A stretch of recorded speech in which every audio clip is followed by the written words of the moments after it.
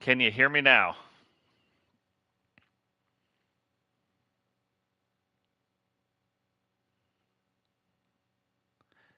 How about now?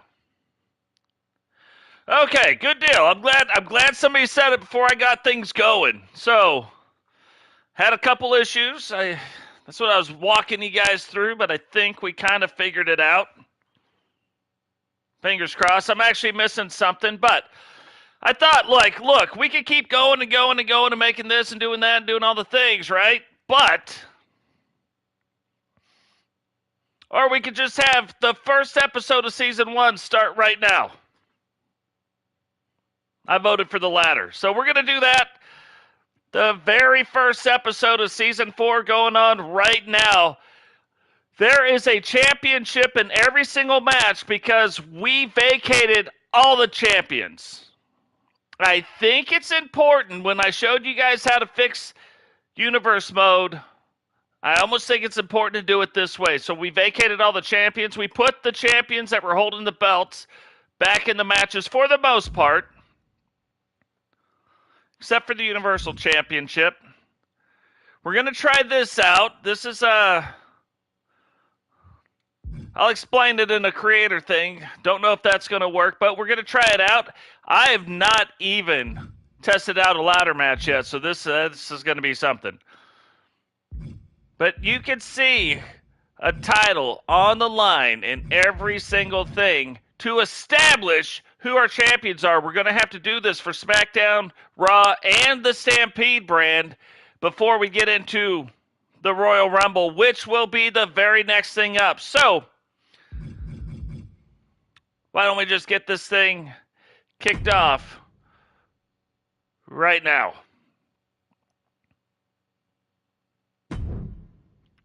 You'll see, this is another thing. I don't know how to make it start the show to where it'll show the beginning of the show, but gets us into these matches a lot faster. So you're going to see some tag team matches tonight, a couple four-way competitions, some one-on-ones, but let's just get into it right now. Smackdown tag team titles on the line, and you can see brand new members of the Hart Foundation. Matter of fact, Jim Neidhart and the British Bulldog went into retirement, so now we have different ex-WCW wrestlers that have joined the Hart Foundation. A couple of them I think are going to be surprising even.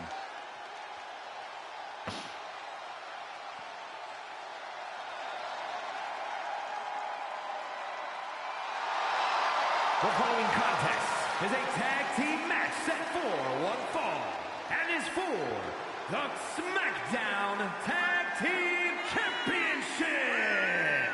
On the way to the ring at a combined weight of 466 pounds, Bret Hart and Lance Storm, the Hart Foundation. Lance Storm making his debut into our universe and the newest member of the Hart Foundation. Of course, the Hart Foundation led by Bret Hart.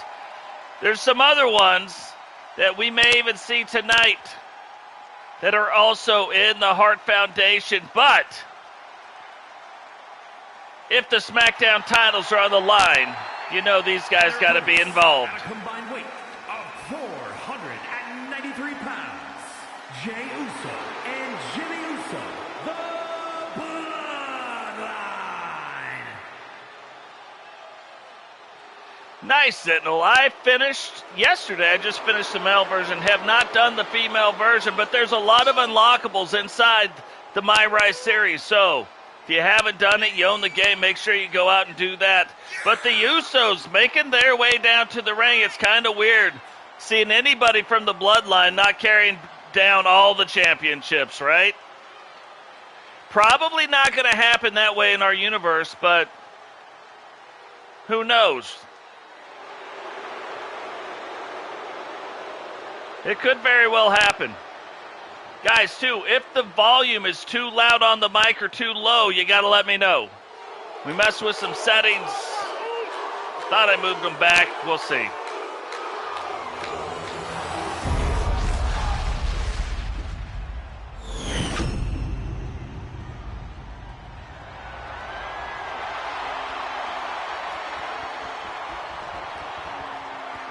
So that's the other nice thing this year. You guys have seen, if you guys have been in the creation streams, you guys have seen most of the branded titles, the world title and the tag team titles, will look the same. Different colors and slightly different variations for all three of the brands. But Jey Uso and Bret Hart starting this match off. Jey getting to work quick on Bret Hart, but you got to remember, Bret Hart, the excellence of execution.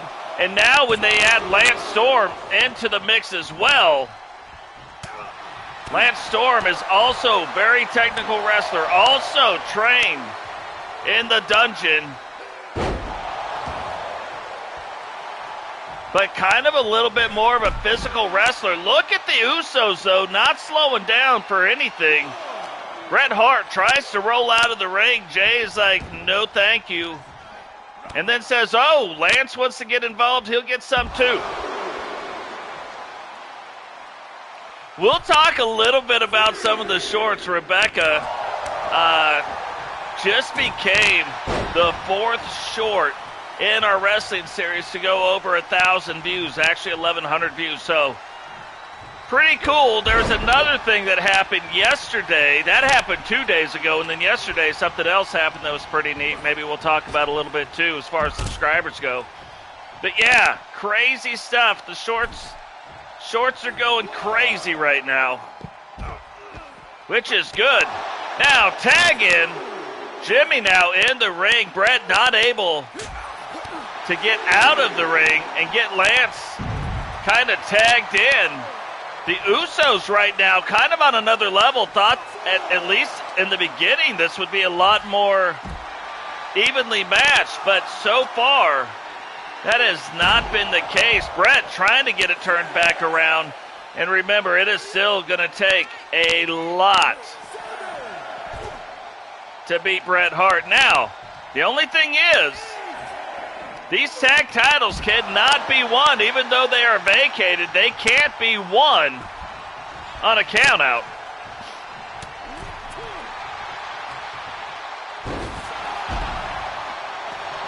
I was going to say, maybe Bret wants to stop taking his time and get his backside in the ring before he loses it. A quick kick. Lance is down, so Bret on his own, but Bret still kicks out in one. So you think about how long this has been going on, how long the Usos have been dominating this match, and Bret Hart still only at a 1 count, maybe not after that. Bret now trying to crawl, trying to get Lance Storm in, and Jimmy just toying with him, says, I don't think so. But look at this. Both Jimmy and Jey both do the exact same thing. Bret tries to get out, and immediately they are going over that top rope. This is one of the things, especially, we talk about the pacing in a match. The Usos have very, very high conditioning, and they keep that pacing going quick. It's a quick pace. And still devastating moves in there. You look at like some other styles of wrestling that have that quick pace. It's like your lucha wrestlers. Oh, Bret finally gets Lance tagged in, but look, Jimmy's like, hey, Jey, let's start again. Lance, though, this is what I'm talking about. Even though they're both trained in the dungeon, Bret and Lance Storm, it is still, they have two very distinct styles of wrestling. Lance, a little more power involved in his. And Lance, too, that quick pace. Bret Hart, typically, kind of a medium-paced style wrestler, very deliberate, very direct. Lance Storm, kind of like the Usos right here, quick pace. Now, on the other side of that, you got the Usos, both very fast-paced wrestlers, have those moves. Lance like that.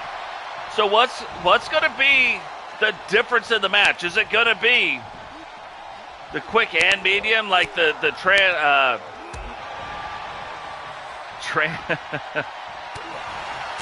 God dang, I can't think of the words. But the different styles, or is it going to be the same style, going the same pace, even though it's fast, whether it be fast or slow? But is it Contrasting styles. There we go. Took you long enough, but it is the first episode, so it's been a minute. So Bret Hart tagged back in and probably like just right at the right time.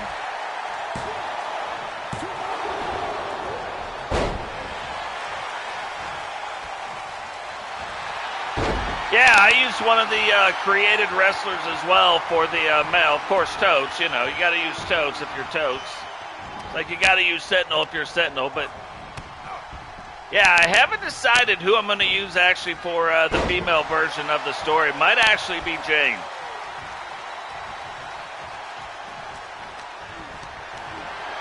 I did figure out what the problem was. There was something to do that one stream back in the day where we got cut off. It was something to do with the raw footage. They used that as a copyright claim, but I've never seen them do it before where they immediately shut the stream down. It's very odd. I think some of your guys' tweets directly to them to be like, come on, knock it off. It kind of started easing things up. Now, I cut those things out. It's fine now, but still, it's very odd because to everybody else's point, they have also been streaming with no problem, so very weird. Very weird. One of our first double team moves, like tag team double team moves, to tag them in and out of the match. You thought you would see it a lot more from the Usos. Usos obviously have a lot more experience as a tag team.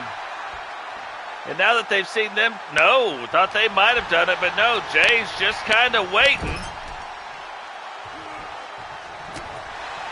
And oddly, slowing it down a little bit, and when he slows it down, Lance Storm takes advantage of that, slides through the legs, has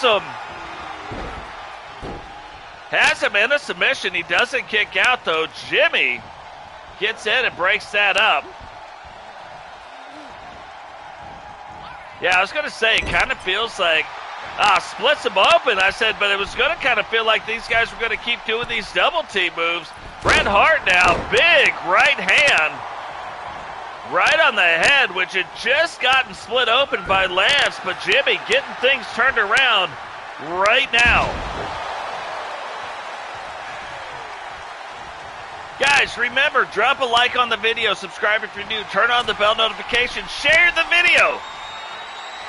Let people know what's going on right now. We are doing the thing that we do. Finally, we are back and doing it. Feels really good to be back, by the way. Now Jay's been double teamed twice. Is he going to do it? No, still doesn't do it. But laying the boots to Bret Hart in the corner. Bret Hart looking like he's trying to get up. Gets his brother tagged back in. Jimmy has been out of the ring for a little bit. So I feel like Jay has really done his job. Jimmy going up top. Could be the Uso dive. Hits him. Rolls the leg. 1, 2. And only a 2 count. Now, remember again, Smackdown tag team titles are on the line. Neither one of the groups walked out with them because there isn't a champion currently. Now he hits him with the dive. Bret Hart, though, trying to get back to his feet. Lance Storm doing his job and giving Bret the time to get back up, get in the ring, and get their team back in this match. Bret Hart now turning his attention to Jay. Jay doesn't see it coming because Lance had him blocked. And if you guys are like, what is going on in this universe mode? I may create the wrestlers, create the arenas. This is a created arena. The title belts, the storylines, the match card determine what order it all goes in. I do not control the wrestlers. We turn off the commentary, and I watch it as you watch it, and we get to see it together. Live, unique commentary, that's what we do. Big kick, I am telling you right now, Bret Hart taking a lot of damage. 7. Remember, I mean, they are at an 8 count, And you cannot win these titles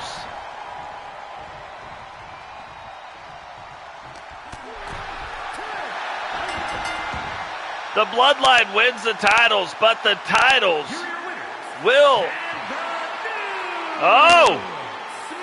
Never mind! Team champions, Jey Uso and Jimmy Uso, the Bloodline.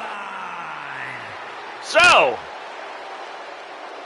apparently a rule in the universe mode, if the titles are vacated and there is nobody, all you got to do is win. You can win by countout. Now, would I want to win that way? No, but congratulations goes out to the Usos and the Bloodline. You know, it's going to be crazy because tonight we have matches with the Hart Foundation. We have them with D-Generation X. We have them with the Horsemen. There is going to be some factions out there tonight that are going to have big nights, start establishing themselves in the universe, and then there's going to be some that do not. Now here's one of kind of the things that I tried to keep hidden for the longest time. It's Rowdy's attire when he wrestles with Eagle.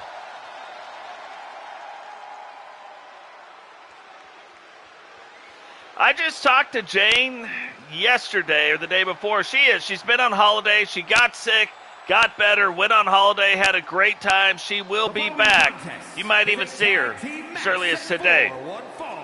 And is for the Universal Tag Team Championship. On the way to the ring at a combined weight of 544 pounds, the Four Horsemen. The Four Horsemen, and look at Rowdy, a little ode to Eagle right there.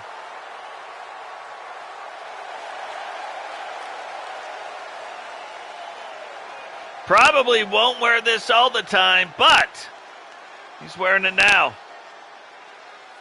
Universal, so in our last match, the Smackdown Tag Team titles are on the line. Right now, the Universal Championships are on the line. The Horsemen, DX, who is going to win them?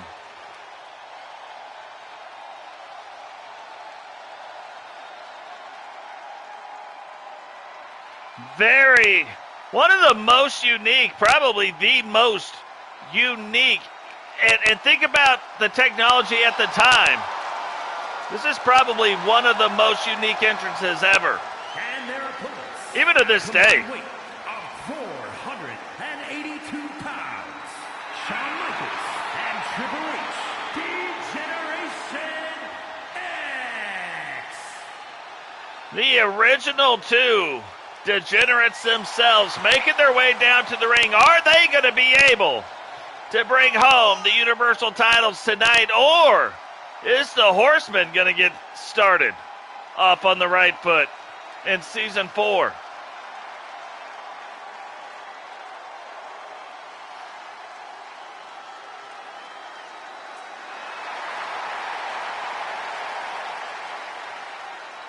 It is crazy. Two of the greatest wrestlers of all time. It's like when The Undertaker and Kane form a tag team. Unbelievable.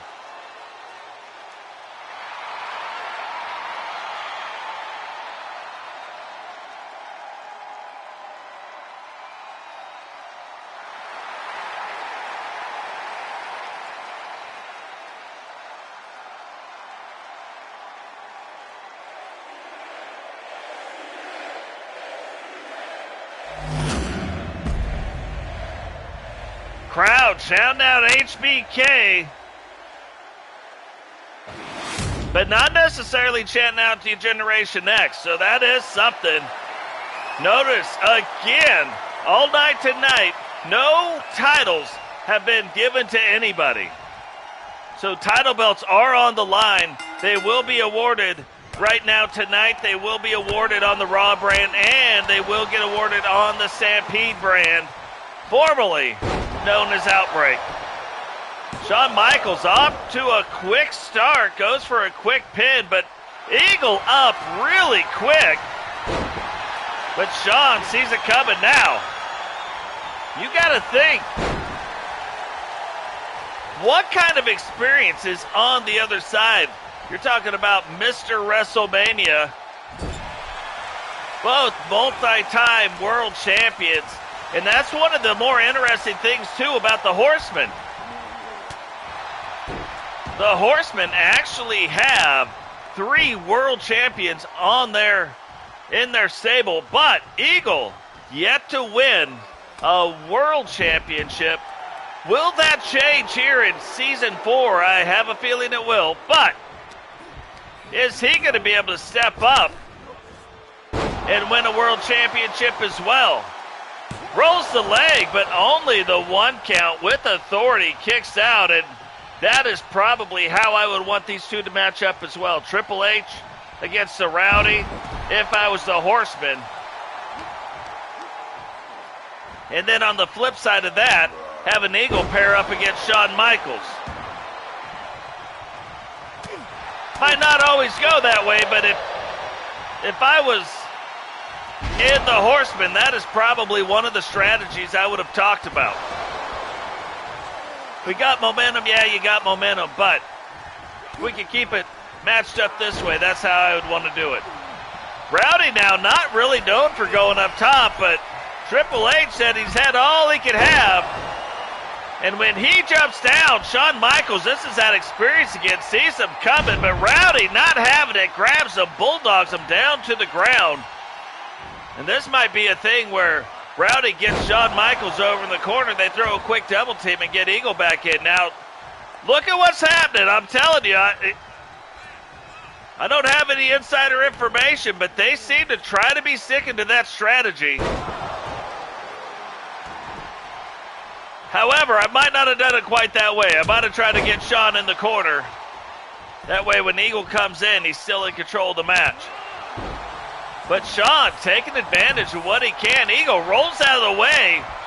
And now, and this is the thing Shawn Michaels going to have to watch out for. We saw it just at the end of season 3. Eagles start packing on the pounds, start packing on the weight, becoming a lot more powerful. Shawn Michaels is not going to want to let Eagle get a hold of him too many times, and certainly not Rowdy.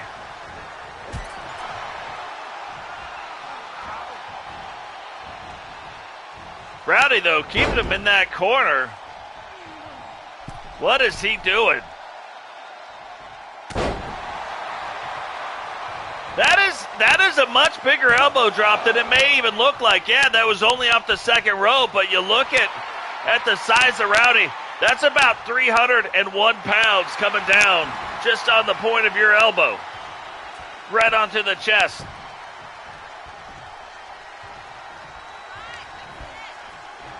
Horseman Nike at first, I thought, dang, D-Generation X in a really good spot to win these titles. Look at Eagle. Shawn gets things turned around. Eagle, though, kind of helps Rowdy out. Shawn recovers super quick, though, but still. Very heads-up play by Eagle. Shawn now gets Triple H put in the match, but what was that? I don't think Triple H was ready. Now rolls the leg.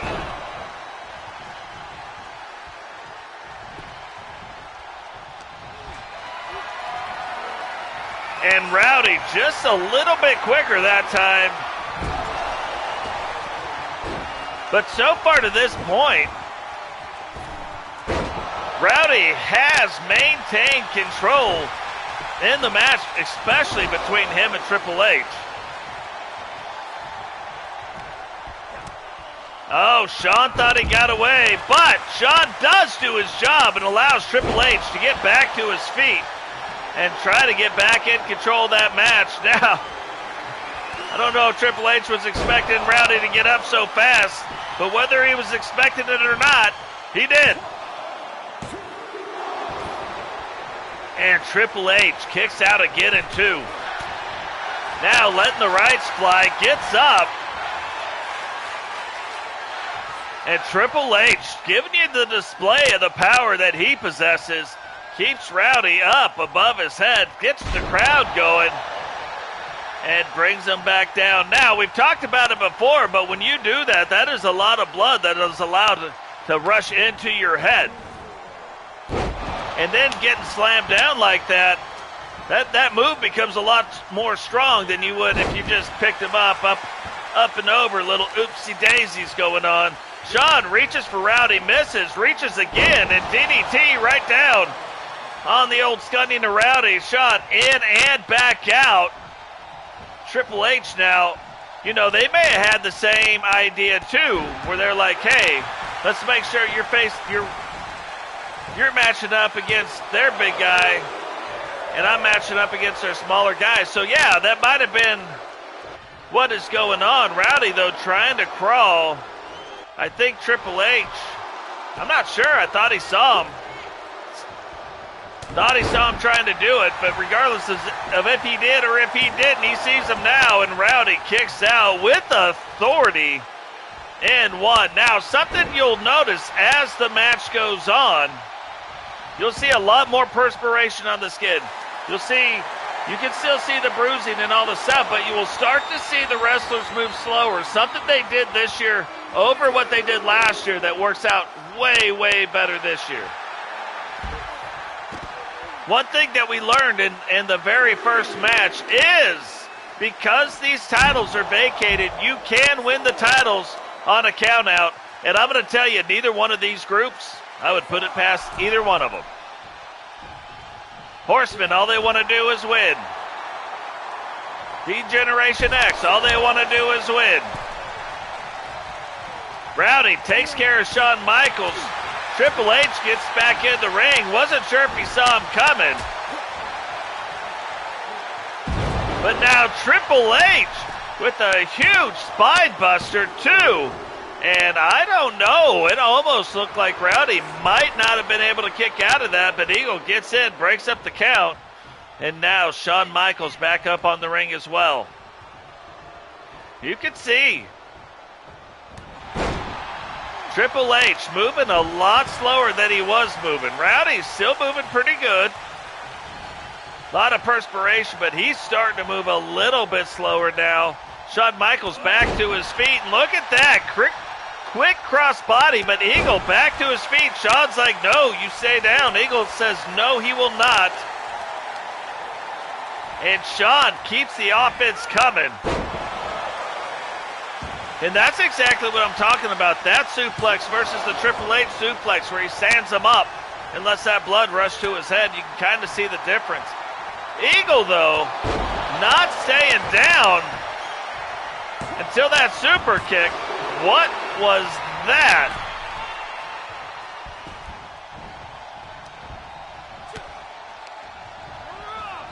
So almost a misstep on the side of the Horseman. But Rowdy gets back in, does his job, allows Eagle to get back to his feet. Now, even though he's still down, Rowdy's down. I hope he's getting up soon, because if he's not, that is the pedigree. 1, 2, 3, and D-Generation X will come away with the Universal Tag Team titles tonight. Here are your winners, Shawn Michaels and Triple H, D-Generation X. Hey, Becky, welcome to the stream.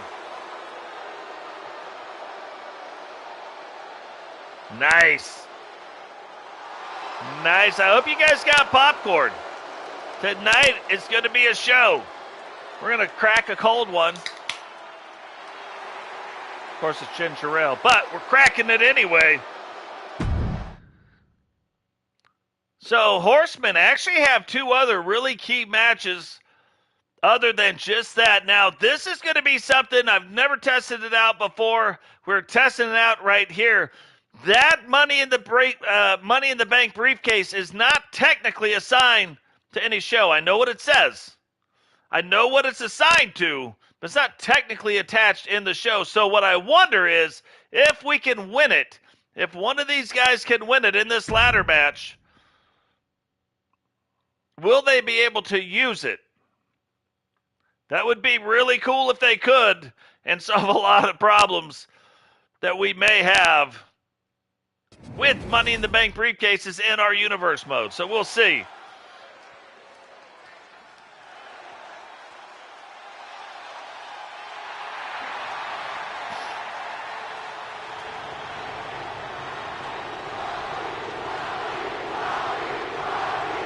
Nice. What's going on, Paul? Welcome to the stream, brother. The Rock, which we have not seen a lot of, looks like we may be seeing a lot more. Fatal four-way ladder match. Making his way to the ring from Miami, Florida, weighing in at 265 pounds, The Rock.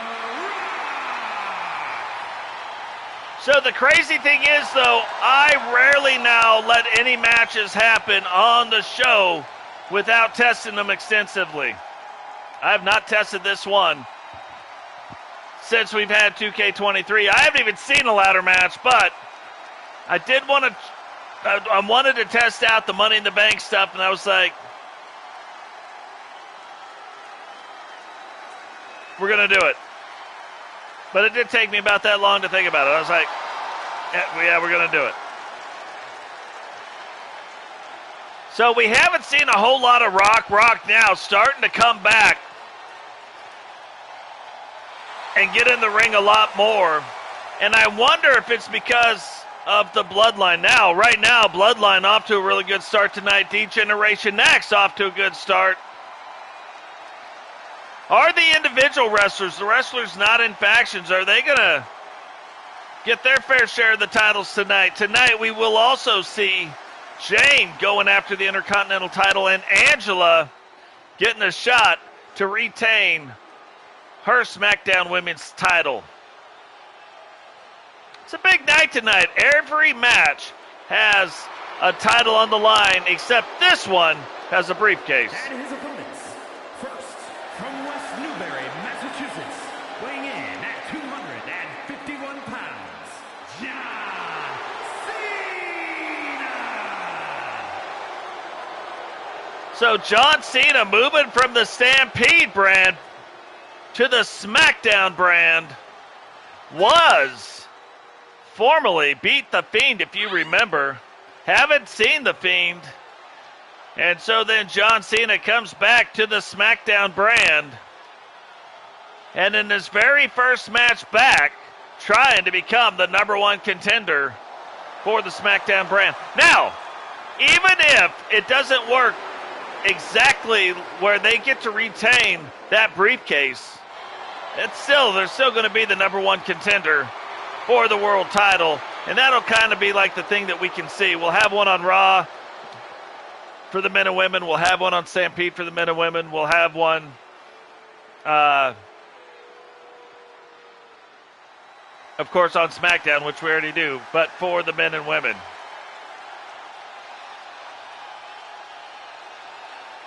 The other thing I hope you guys notice, I have basically taken out the Titantrons.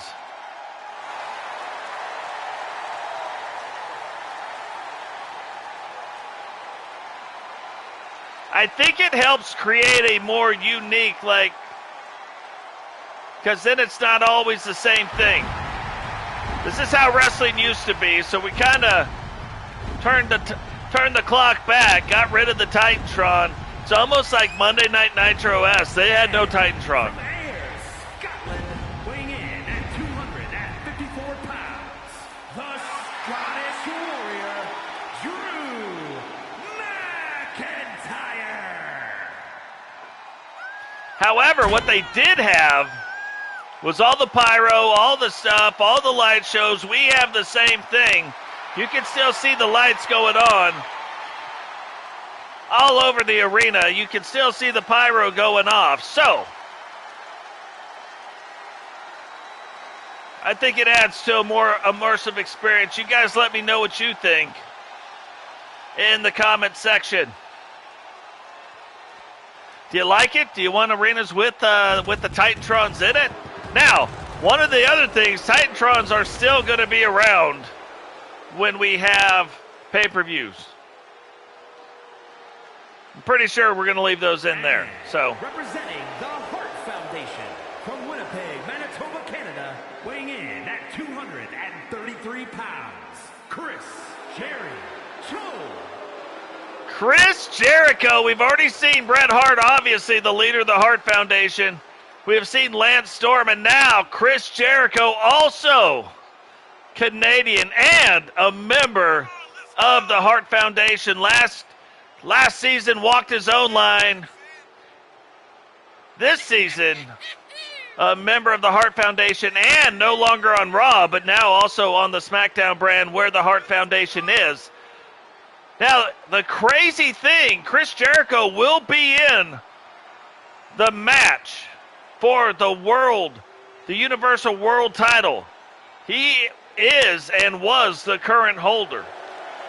So he will have a shot at that as well. But in these first shows, we'll take care of some of the stuff, but I think the Universal titles will be handled at pay-per-views.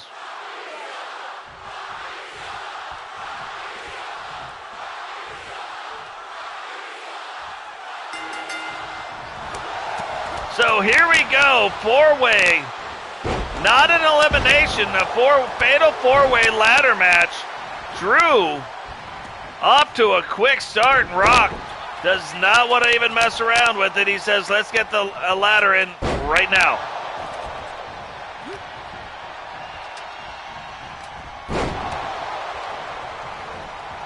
It's quite interesting. There's a lot of different things you can do with the ladder. You can take the ladder on the outside and set it from the barricade to the ring and set it up that way. You can take the ladder and put it up and use it and jump off of it inside the ring, outside the ring.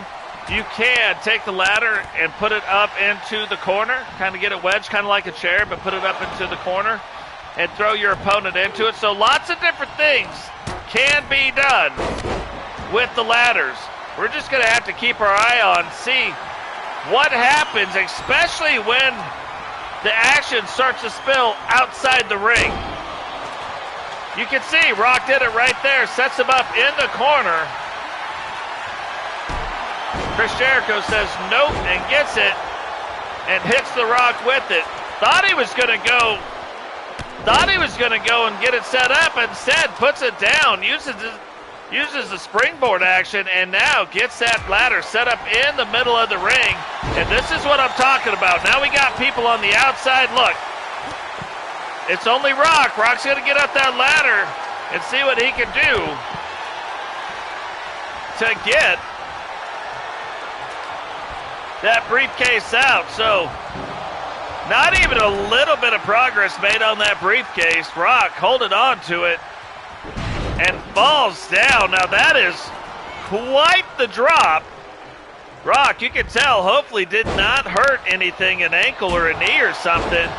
And Drew McIntyre gets the stairs that John Cena brought into the ring and is using it against Cena.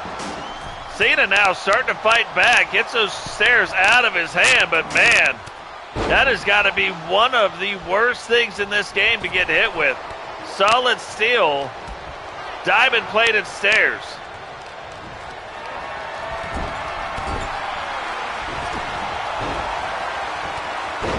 Look at Rock, presence of mind. You can kind of see, like, you know, you look at like level of experience, I would say Rock.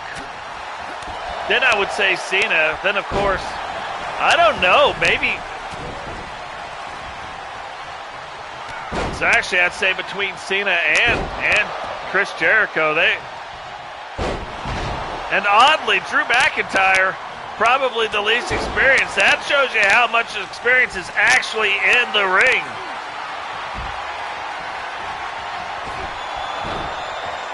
What is going on, Rowdy? Welcome to the stream, brother.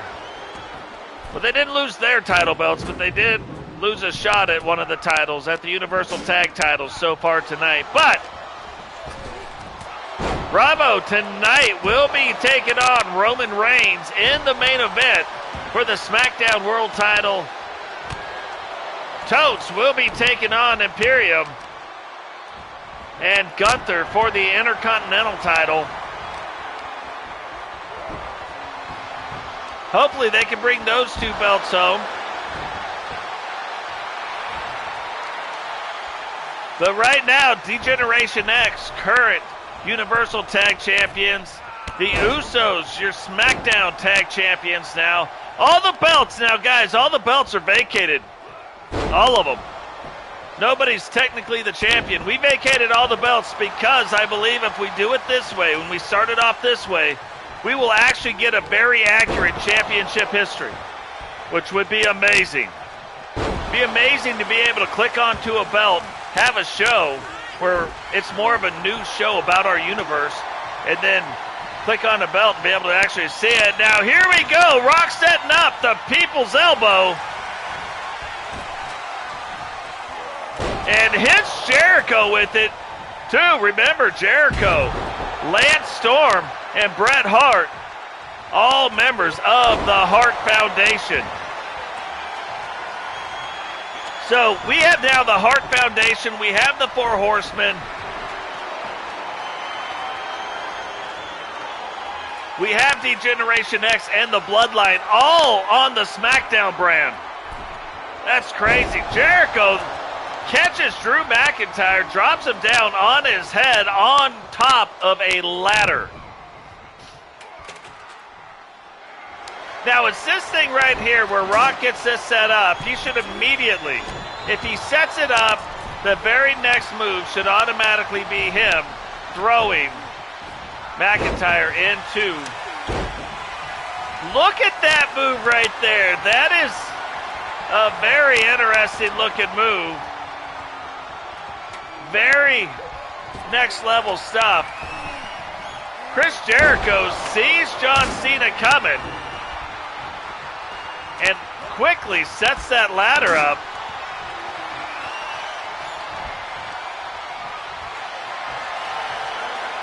But quickly sets up the ladder.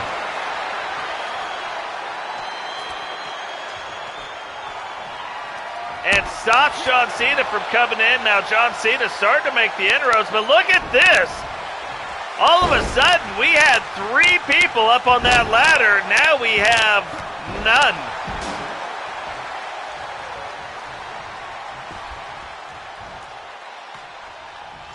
Well, Drew's like, look, everybody's down. And while they're down, we'll just do the thing. What is this? McIntyre's got the Rock, jumps off in a huge neck breaker. I'm going to tell you right now, if I was the Rock, I wouldn't even be getting up. That would be it. Night-night, sweet prince. Night-night.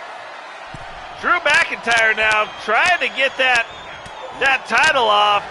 John Cena, though, disrupted the whole thing. Rock, look at this. Rock slowly getting up to the top. Drew splits him open. John cannot get both men pushed over. And Drew McIntyre again back up. Jericho breaks it up.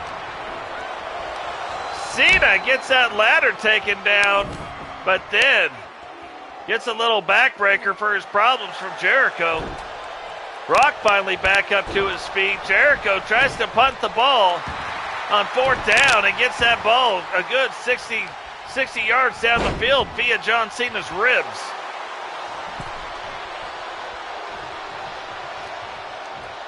John Cena said, come on. Rock said, okay. Cena said, that's what I said. Come on.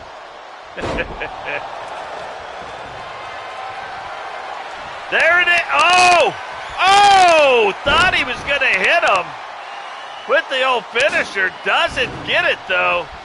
Jericho reverses it back around. Drew McIntyre, big clothesline. Rock trying to get back up to his feet.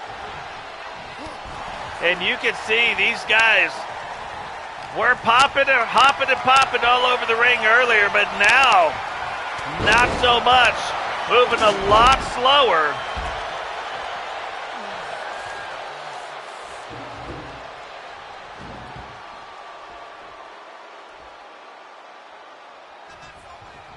So John Cena has, well, That's why he's got it. So to say, he's got the stairs, and he is just passing stairs out to everybody. What a good buddy. Says, hey, look, I know you're down a little bit. Things haven't been going your way this match. Let me give you a little step up on the competition, and drills him with those steel diamond-plated steps.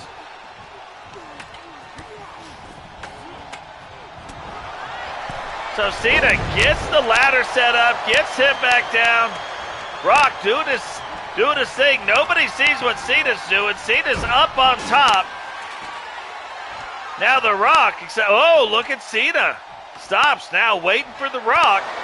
And now they're getting ready. They're going back and forth. And here we go. I hope you bought a ticket for this one. First class being delivered from the top of the ladder. Suplex. Rock rolls out the ring again. Rock has had some of the hardest shots, the biggest moves, the most powerful moves done against him so far. Look at Cena. Made a little bit of inroads. Drew, and I'm going to tell you guys, so far Drew has been on another level. Look at this. I don't think Drew McIntyre has lost one thing. I don't think he has lost one time.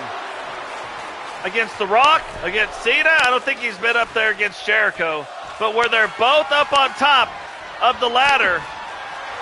Oh, the next one to get it will win this match. Jericho fighting for his life, fighting for all of their lives, now gets up.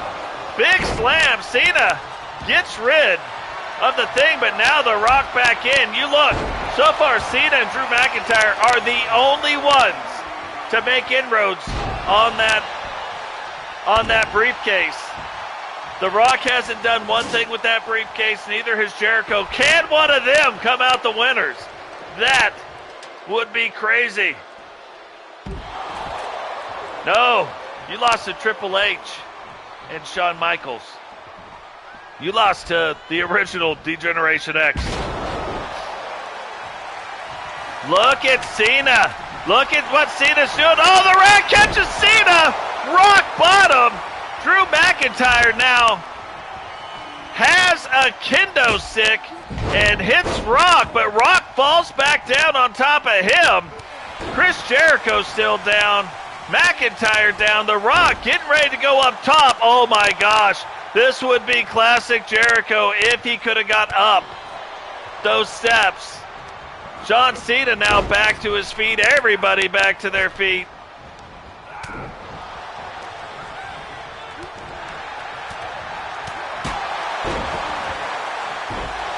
Drew just using ladder, passing out ladder shots. And Drew McIntyre, I'm going to tell you what. You look at Chris Jericho in our universe. Chris Jericho has been the Universal World Champion for a minute. You look at John Cena. John Cena's won titles. You look at The Rock. Rock laying down there. Oh. I was going to say, what is Drew McIntyre doing? Because you can watch John Cena going up the thing, but I just thought he was going to let him do it. Rock reverses Jericho back around.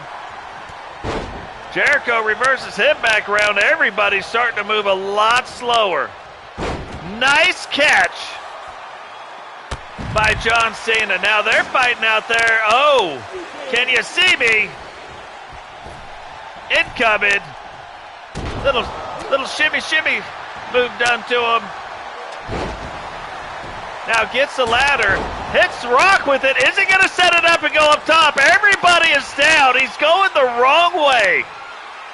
That is unfortunate for John Cena. Had he gone just this way, had he just gone that way,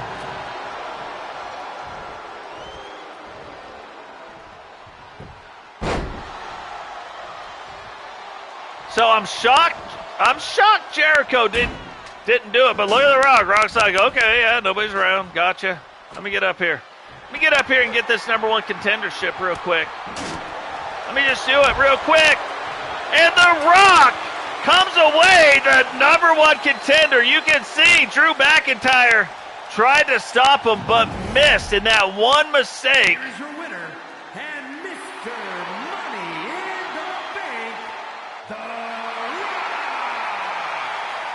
That one mistake allows The Rock to walk away and now become the #1 contender for the Smackdown Championship, which hasn't even been decided yet.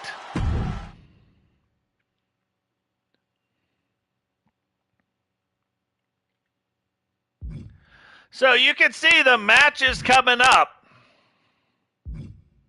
The matches we still have tonight. And I would think by far that would be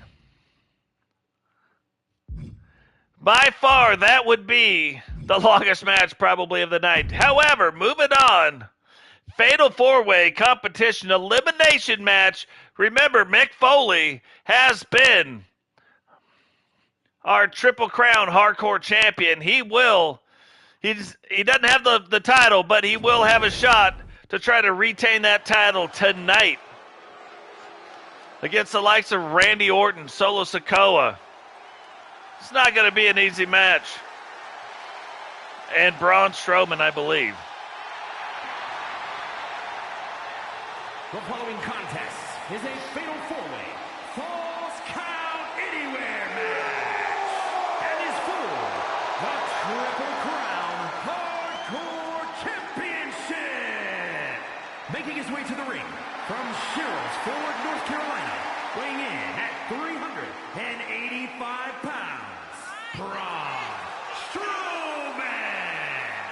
So Braun Strowman, kind of interested in this one regard. Braun Strowman was the initial SmackDown champion for the brand. Ended up going on and losing that right before the end. But tonight goes after the Triple Crown Championship. Roman Reigns and Robbo will be facing off to determine who the SmackDown champion will be to start off Season 4.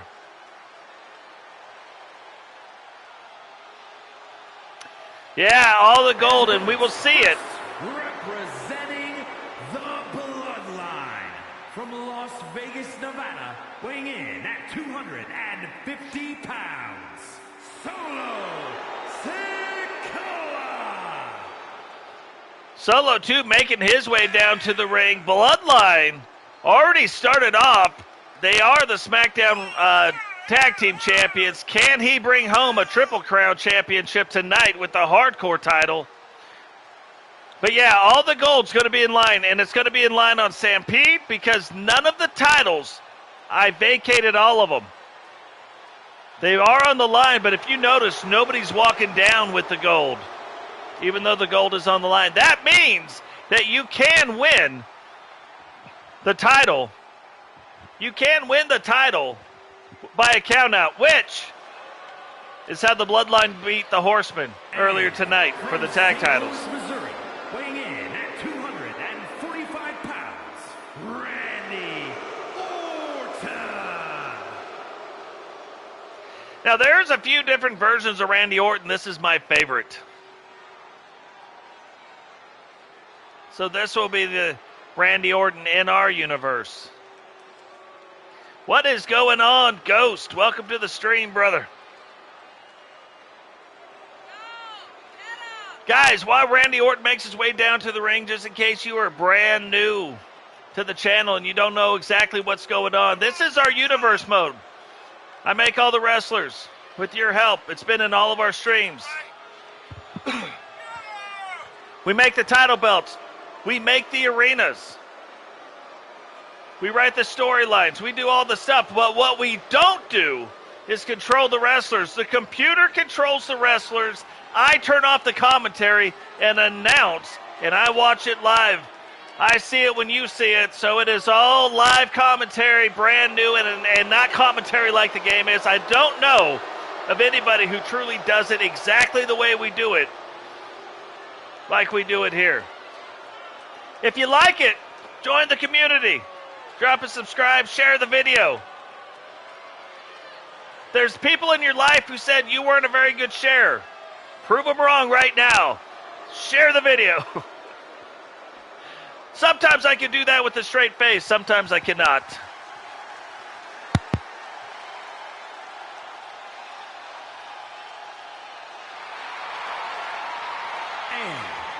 Truth or Consequences, New Mexico. Weighing in at 287 pounds, Cactus Jack. Well, you know, I mean, the thing, like, who's better? I don't know, but Roman has, by his title run, has proven he's better. So I think they're both really good wrestlers. I think Seth hasn't been used very well, though, here lately. Probably why he's pissed off. I don't think Drew's been used very well, why he's pissed off. But this is really good problems to have. It almost reminds me back in the day where you got a Triple H, a Shawn Michaels, Undertaker, Kane, Stone Cold Steve Austin, The Rock. Like, you have all these superstar-like wrestlers. They're finally starting to develop the wrestlers again and building a very solid stable, a very solid roster on both brands. And heck, honestly, they're building a pretty solid stable on NXT, to be honest. So, but you know, trying to keep everybody involved, that's tough.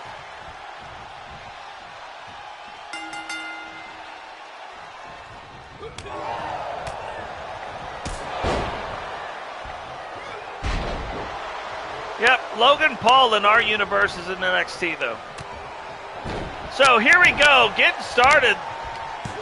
The Monster Among Men and Randy Orton, the Viper, getting after it right away. Solo Sikoa and Cactus Jack also getting after it. Now, while we vacated it, Cactus Jack was the Triple Crown Hardcore champion. This is an elimination match. So is Cactus Jack going to be able to retain his title? We're about to find out. I'm going to tell you what, these guys, more than anything in the world, apparently, love getting stairs on Smackdown and whooping each other with some stairs.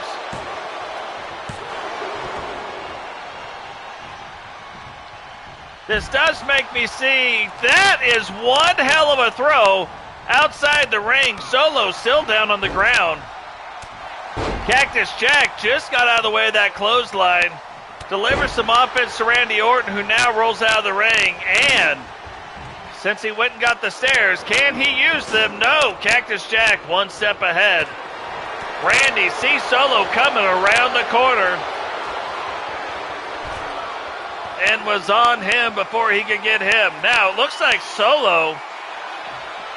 No, Randy Orton looked like he might have been going for some weapons. Now, this is a hardcore match, of course, so that's good. But what I think I've got to do is probably create a couple things where they can't use the stairs so much.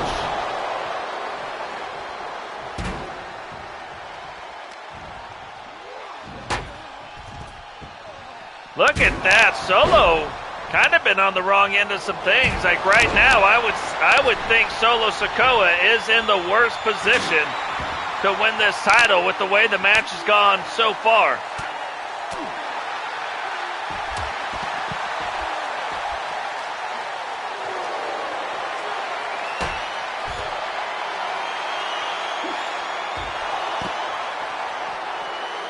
Braun Strowman using that side rail against Mick Foley, but it takes a lot more than that.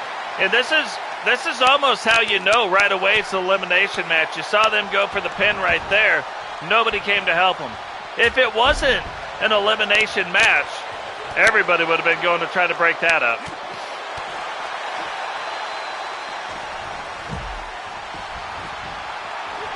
You can almost tell, like, Mick Foley's like, I don't want any more Braun Strowman right now. And if it was me, I would be triple teaming Braun Strowman right now until he's out of the match. I would let everybody know. I'd be like, hey, you guys want to do the thing against the big guy here? All right, let's do it. Braun would be like, that's not fair. Look at the size of you, dude. Of course it's not fair. But neither's a one-on-one match. Now, Braun Strowman rolling up the leg. And a huge kind of backdrop, back slam. Solo now pinning Mick Foley. And the one thing that we know, the one thing we absolutely know, we're going to have a brand new champion, a brand new Triple Crown Hardcore champion. Say that 5 times fast.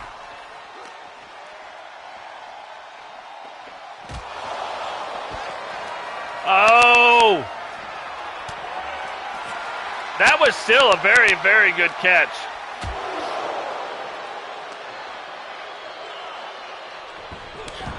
Now, Solo, very, very tough wrestler, but I don't know if he's all that smart.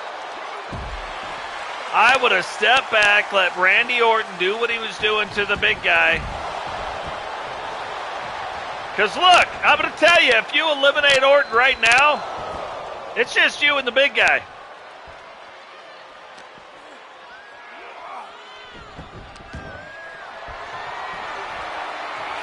By the time Randy Orton can get Solo off of him and then turn back towards Braun, Braun is there and splits the Viper open. And look, this is what I'm talking about.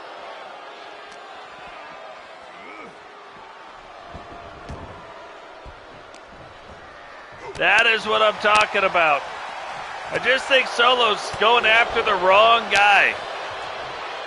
It's not about, like, getting the next guy out. It's about how you get them out. Solo keeps hitting the big guy with everything he has. But, you know, the funny thing is, most of the time the big guy hasn't been going down. Orton's like, now knock it off and let's get back to doing the thing. But too late again. Strowman back up and just laying waste to the Viper. Well, see, now the Viper's not helping himself out, but I get why he's pissed. Every time he turns around, Solo's jacking him up.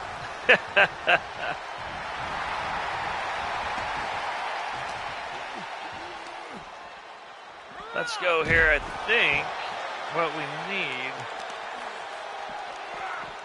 is all messages. There we go. Perfect. So who do you guys think's better in the chat? You guys think Seth Rollins is better, or do you think Roman Reigns is the guy?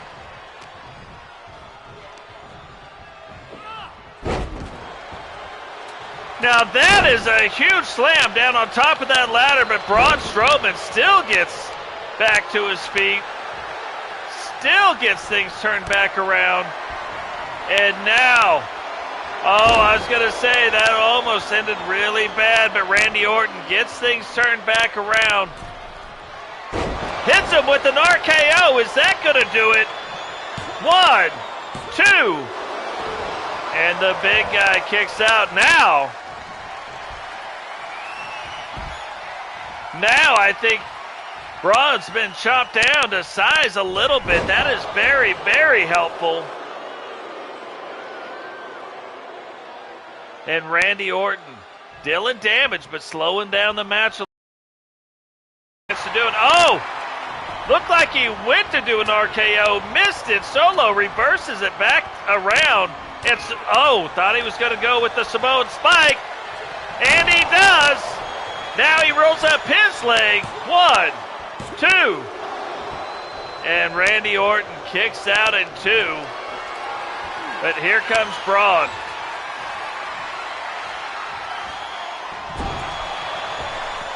Randy Orton used those ropes to get up top. Braun Strowman thanked him and then throws him right outside the ring. But look at this. Solo tackles the big guy, but can't keep the offense going.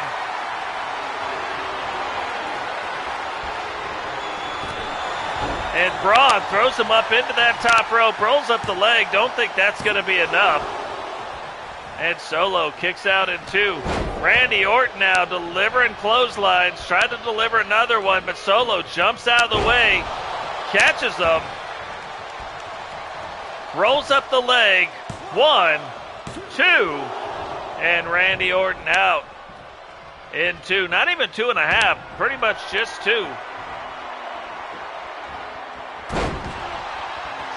Now that move typically starts to set up the big slam by Strowman. And now, look, just kind of embarrassing Solo a little bit. Randy getting fired up on the outside. Try to hit him with the RKO again, but somehow he missed him again. Neckbreaker. Is he going to go for the pin? Doesn't, but goes for the punt. That might do it. On top of the ladder. 3. And now what is Braun Strowman got a big old ladder for? Now I'm going to tell you, this has been quite the hardcore match. The winner, either Braun Strowman or Randy Orton, is going to be our brand new Triple Crown Hardcore Champion. Braun now rolls out of the way after getting hit one time with that sledgehammer. Here comes a big fist, I think.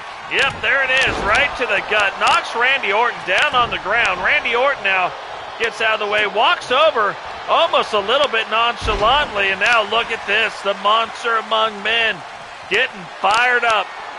Is he going up to the top rope? Oh, hell no. No way. If that isn't the match, I don't know what is. How is he not rolling him up? But he has given him quite a bit of time to recover. You do not want to give the Viper time to recover. What is going on? Witcher, welcome to the stream. And there it is. Braun Strowman's finishing move. You can tell that foot is up underneath the rope. Referee does not care. And Braun Strowman is our brand new Triple Crown Hardcore Champion. Here is your winner, and new Triple Crown Hardcore Champion, Braun Strowman. I'm going to tell you what, it is going to be hard to get the Triple Crown title off of Braun Strowman. Heck, it's going to be hard to get anything off of Braun Strowman. Yeah, he's like, hey, locker, come on. Come on back and talk to Teddy Bear. So we are getting some things figured out tonight. The Bloodline, even though they win the tag team titles, are not able to walk away with the Triple Crown titles. Now, the Hart Foundation with brand new Hart sister, Pamela Hart, tagging up with Holly H. Hart, the female Triple H. Holly H. Hart against the Bella Twins for the Smackdown Women's Tag Team titles.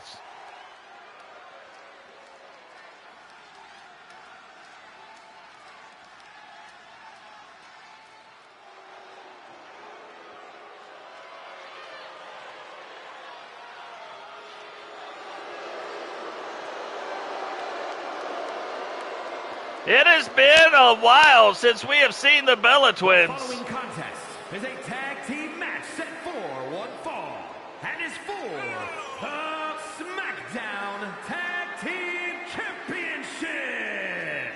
On the way to the ring, Nikki and Brie, the Bella Twins. The Bella Twins seemingly taking the place of the Iconics this year. And now getting ready to go after the SmackDown Tag Team titles.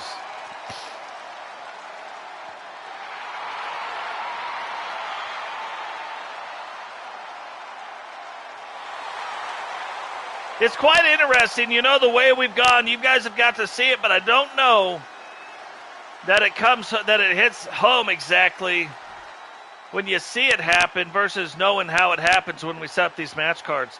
The way I've set it up. And their opponents, the Hart Foundation. The way all three brands are set up, we're actually going to get to see a lot of people. All right, that's it. I have moved a lot of people out to NXT.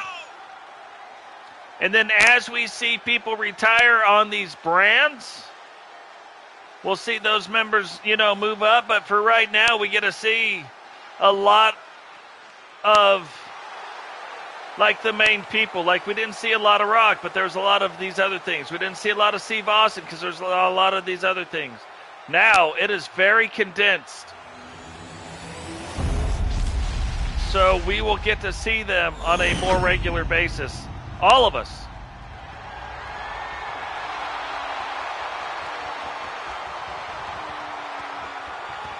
The other thing, what's funny, in our creation suite, by far the most downloaded thing of wrestlers and title belts, downloaded over 70 times now, is the men's Raw Tag Team Championships. They look just like the Smackdown, little differences here and there, right? But it's quite interesting. So the Bella Twins getting off to a hot start. We're going to see the third and probably most popular Hart sister, Bobbi Hart, in a title match tonight. But first, the other two Hart sisters in this tag team match, trying to bring home women's tag team gold to the Hart Foundation. Look at that, Look, that's like next level right there. That was quite.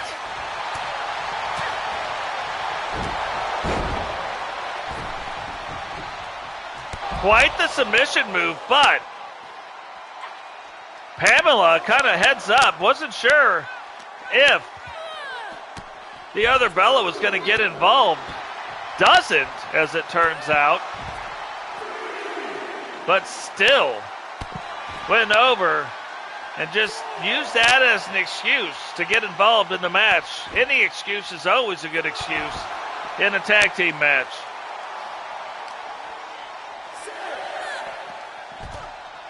And remember what we learned tonight. All the wrestlers have got to know it now. You can win these belts when they're vacated on a countout.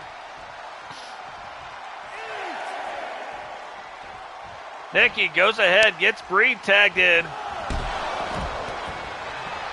And she took out Pam, but Pam, not the legal person in the ring, and now that gives Holly a chance to get in. Looked like she was going for a springboard move right there, but instead, she gets caught, and caught quick. Nice.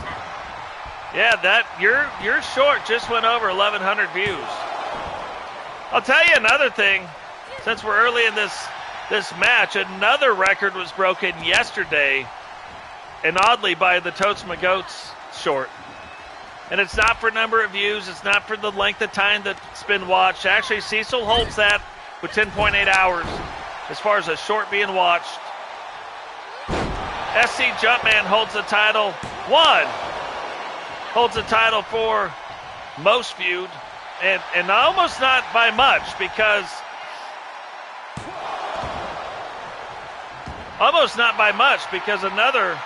the Cecil one is starting to kind of catch up with them on number of views. But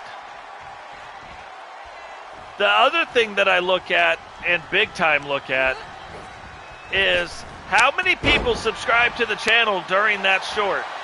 And right now, Totes, it took off for a second time. It didn't do well the first time.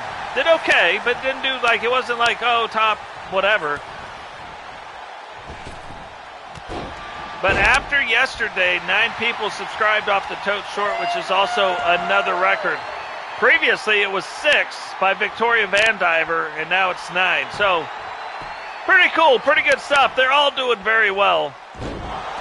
So,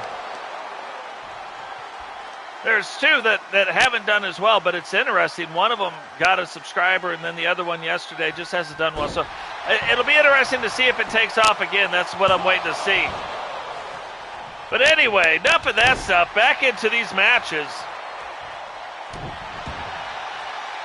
Brie Bella and Pam going after it. Pam, too. This is the first time we've got to see her wrestle in our universe mode. The Bella Twins making their debut. Pam Hart making her debut. We got to see Holly a little bit last year, but she's really the only one that we've got to see in our universe mode.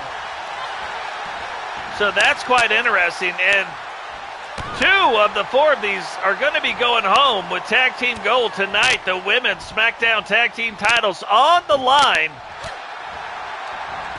Is the Hart Foundation going to be able to walk away with it, or Is it just going to be a true tag team? A tag team that doesn't have any affiliation with any faction?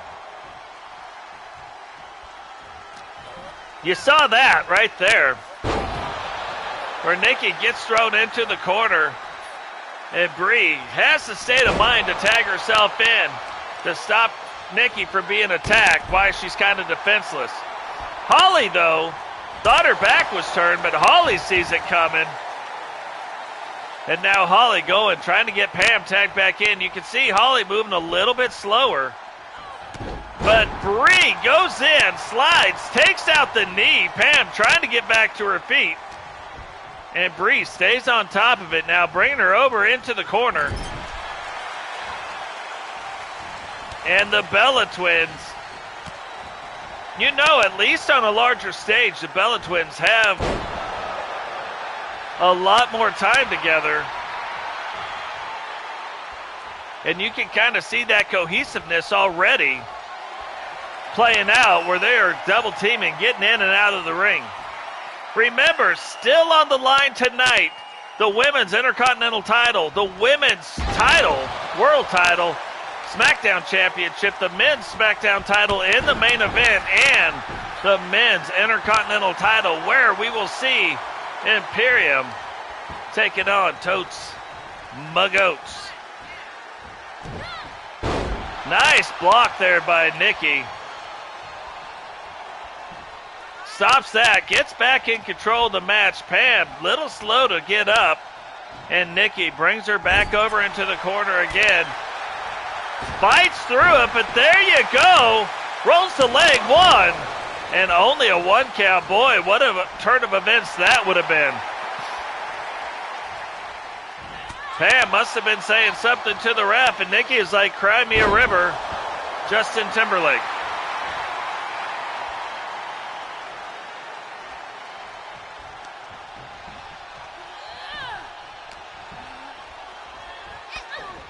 I was going to say, Pam's starting to have kind of a little bit of a rough go of it here, but looks like she might be getting things turned back around. Drop kick, doesn't let Nikki get out.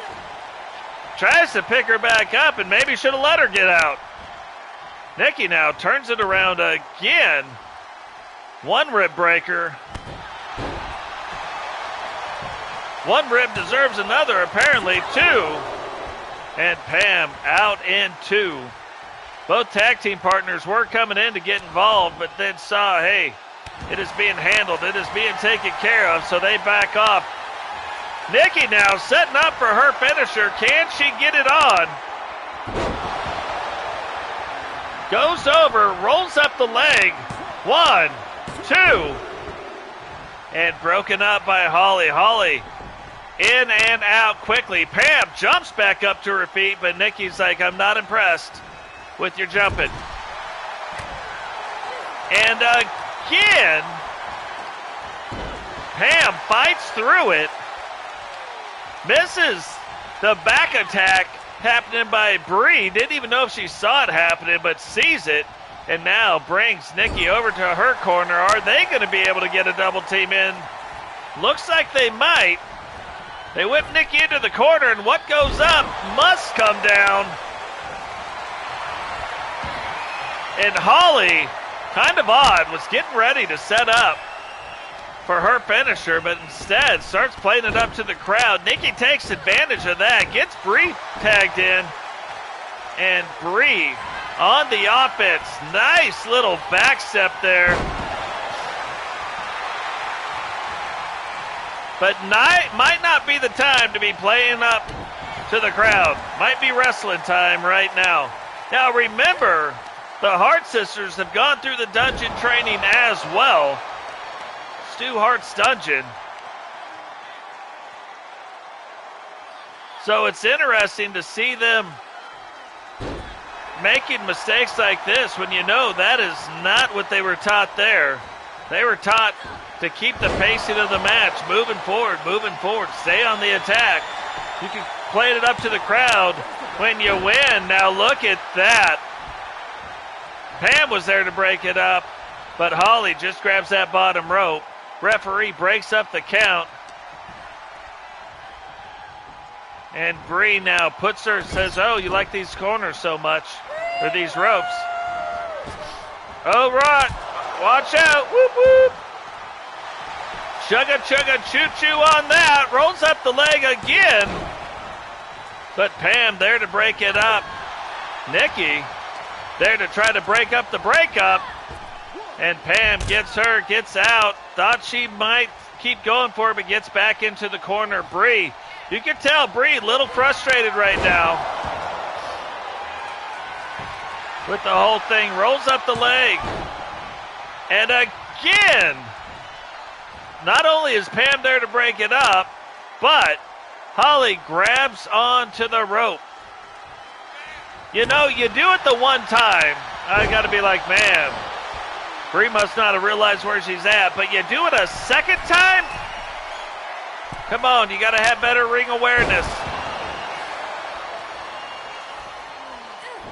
Now she hits it off the top rope, but now Holly getting back in control of this. And that is Holly's finishing move. Rolls up the leg. Not even a one count. Look how fast Nikki was on that business. That was quick. Hits her with it again, though. Rolls up the leg.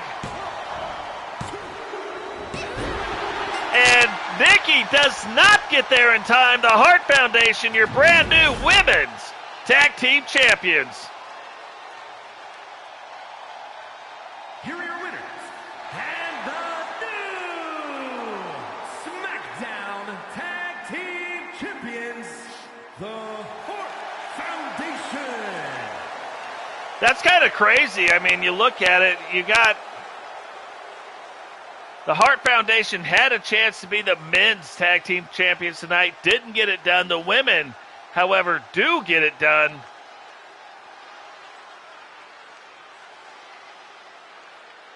Same with the Bloodline. Bloodline has gone 1-1. So just kind of interesting. We are now down to our last 4 matches of the evening. Now the last 3 are one-on-one matches. But Intercontinental title on the line right now. The 4 horsewomen being represented by Jade, Jarrett, Bobbi Hart representing the Hart Foundation, Jane and Ronda Rousey representing themselves. So are the factions going to be able to bring home more of the title belts tonight, or are the independent wrestlers, the wrestlers that aren't, lined up with these factions, are they going to be able to bring home the titles? Intercontinental title, big time title belt. That is like your next step to the world title. On the line right now for the women.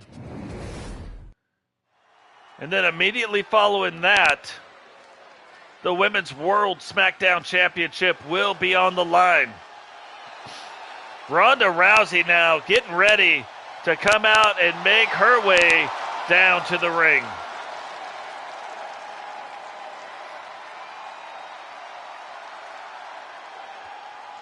The following contest is a fatal 4-way Falls Count Anywhere match and is for the Intercontinental Women's Championship. Making her way to the ring from Venice Beach, California, the baddest woman on the planet,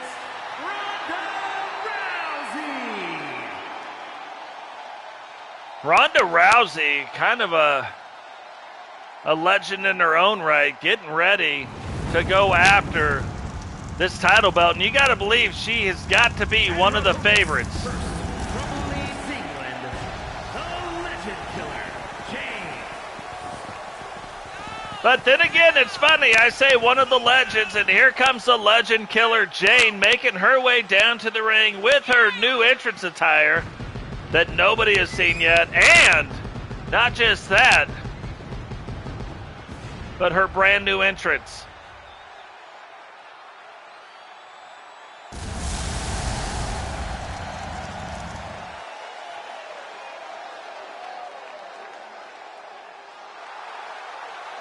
So is Jane going to add one more mark onto her legend killer status and bring home that title belt tonight? We're about to find out.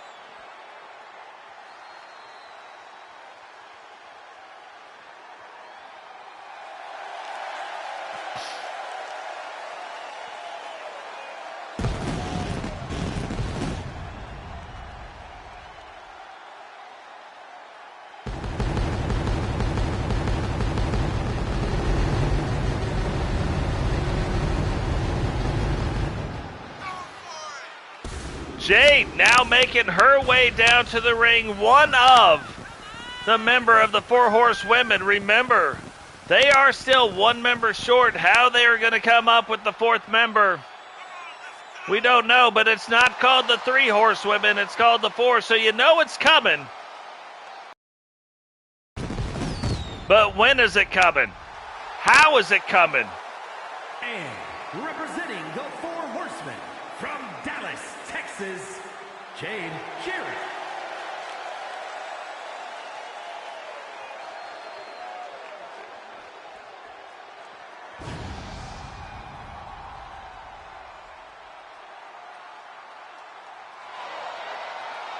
And representing the Hart Foundation from Calgary, Alberta, Canada, Bobbi Hart. And even more amazing, this is not Bobbi Hart's entrance.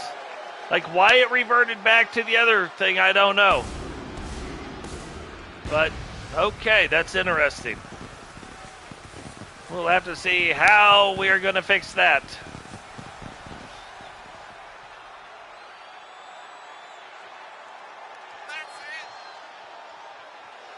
Yeah, no idea. It shouldn't be doing this. Her entrance is actually, her new entrance is very, very cool.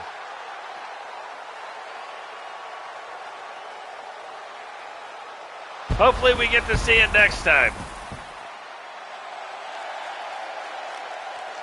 But regardless, that does not change what is going to happen in this match right now. Again, two more. Look at the crowd chanting Ronda Rousey.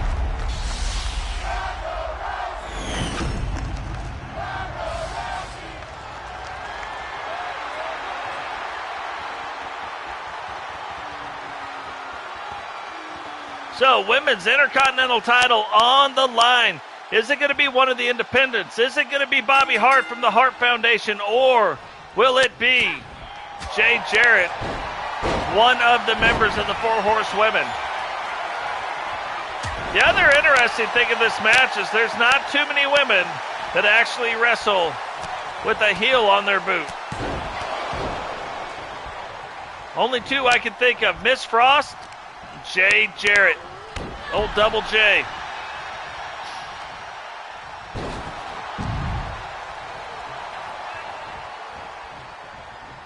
So right now, you have Jane, you have Bobbi Hart kind of facing off. You got Jade Jarrett and Ronda Rousey.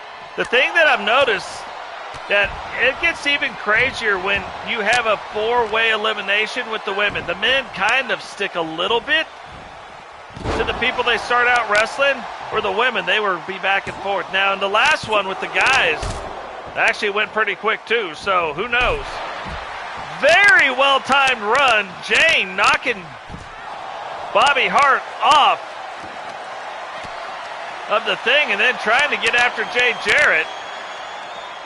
Bobbi Hart trying to bring it back to the fight. Jane said no thank you.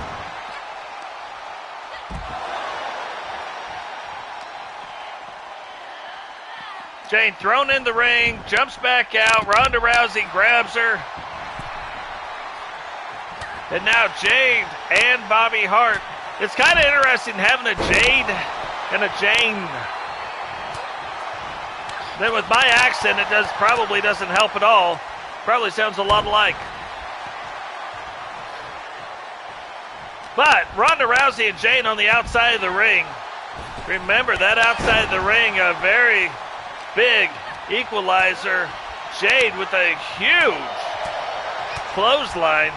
And really, you've got four of the toughest women in wrestling right now wrestling for this Intercontinental title belt in the same match. Referee way out of position. finally gets in to make a no count. Referee actually has been pretty good for the most part this evening. And now Jane goes to roll up the leg. Pretty sure this is another no count. And it is. And then it's kind of not entirely the referee's fault. The referee sees at least there, that would have been a no count too had he started in the ring and had to run to the out, or started on the out and had to run to the end, which is what's been going on in this match. These guys have been going back quick. But what kind of reversal was that? I was like, whoa, Jade coming up with a brand new move, but Ronda Rousey getting it turned around, getting things flipped over. Jane's like, hey, I'll show you who's tough. And Bobbi Hart eliminates the 4 horsewoman in the match. Jade Jarrett out. What? I don't even know what you would call that move. The cat's in the cradle? Like, that was crazy. Huge body slam, like with authority.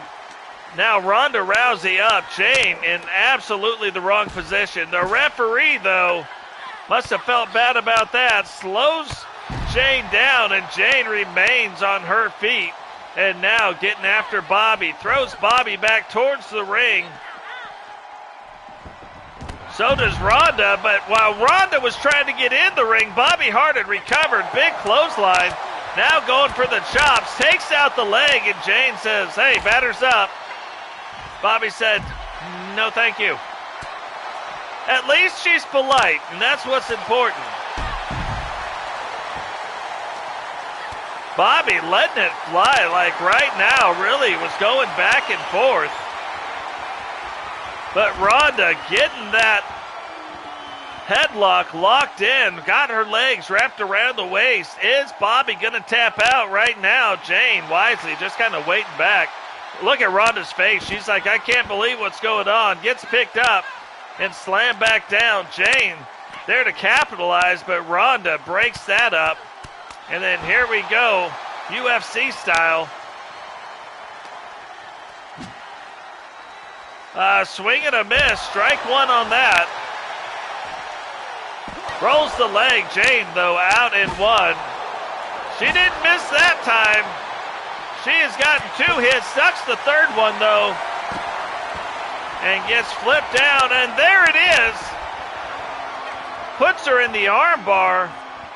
Looked like she might have tapped out, but one of 2 things happened. She either tapped out, which was quick, but that's what it seemed like was going on. Let's see, is she still in the match? She didn't tap out, so she's still in the match. For some reason, Ronda Rousey let her up quickly. Now Bobbi going after the sledgehammer, and it just wouldn't be a match without a baseball bat and a sledgehammer. It seems the way tonight is going. Jane, she's moving a little bit slower, but was letting Bobbi Hart know what time it was. Oh, that is usually the move that sets up her finisher, but not even needed. One of the most unique moves I have ever seen.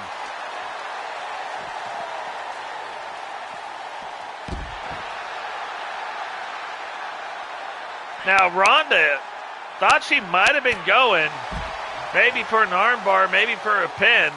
Bobbi trying to get up off the ground and stay out of that predicament to where she's going to be put in that armbar. And now grabs the chin, pushes the chin to the ground. 1, 2. And Bobbi kicks out in 2. Now, again, have to say that Ronda probably was the favorite coming into this match to win. But so far, all the competitors doing a heck of a job. Are they going to be able to pull out this match or not? Ronda Rousey, is she going to tap? She has been in this maneuver for quite some time, but somehow fights her way through it. Now, typically, the longer you stay in one of those submission moves, the longer, especially when it's stretching you out like that, the harder it is to generate any power to get out of it. But get out of it she does.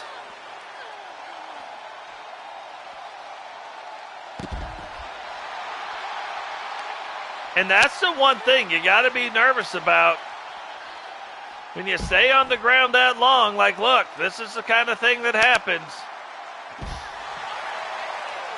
And she is setting up that arm, weakening those arms for an arm bar. And here we go. The old punch-a-daisy. And now on the ground, rolls the leg. 1, 2, 3. And Ronda Rousey comes out, your brand new Women's Intercontinental Champion. Here is your winner, and new Intercontinental Women's Champion, the baddest woman on the planet, Ronda Rousey. So Ronda Rousey bringing gold back to the waist of her. And now we look to see who is going to be the new Women's Smackdown Champion. So, again, all the title belts have been vacated, but our last champion was Angela. So Angela really kind of putting her title on the line right now against Judge Julie Justice, another member of the Four Horsewomen. And then, of course, they are led by Charlotte Flair. So, who's the fourth one going to be? Could it be a Jade? Could it be Ronda Rousey? I don't quite see the Ronda Rousey thing happening, but could it be Angela, possibly? Like, who knows? The following contest is scheduled for one fall and is for the SmackDown Women's Championship. Making her way to the ring, representing the Four Horsemen from Stillwater, the Judge, Julie Justice. So don't be fooled by the glasses. Judge Julie Justice, when she takes them things off, it is go time. Not just smart here, but also a very powerful woman in the women's division. Probably a lot more power behind her wrestling technique than just technique.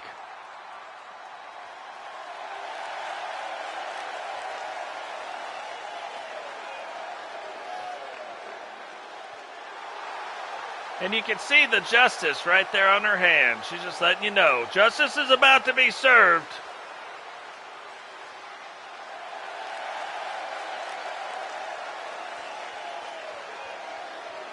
So this will be super, super interesting. And from Birmingham, Alabama, Angela Starman.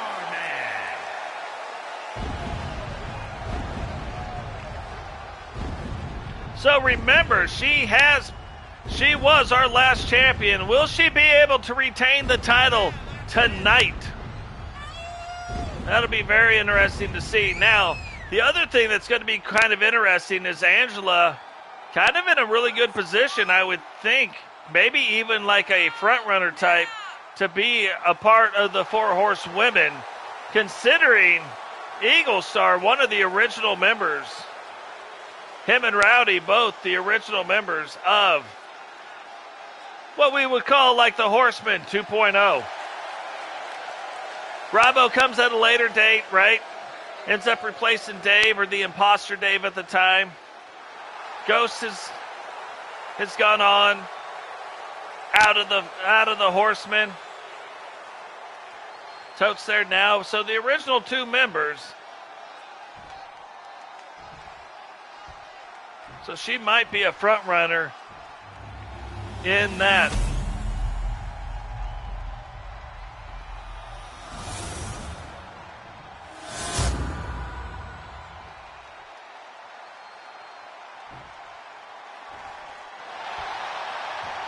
Man, I'm telling you, that is one of my favorite designs. It just is one of my favorite designs.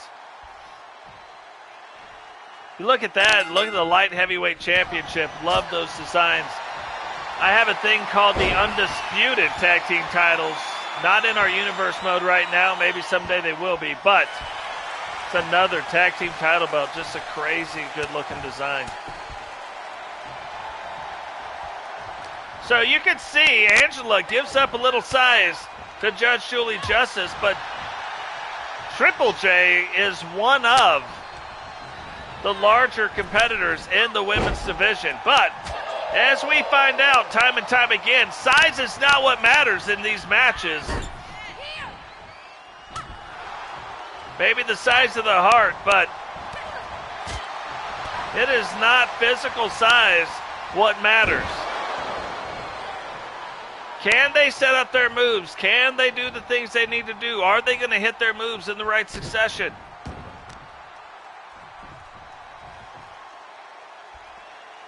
Pacing of the match, you know, like if they are kind of outmatched, can they change the pacing of the match to kind of fit what they're doing?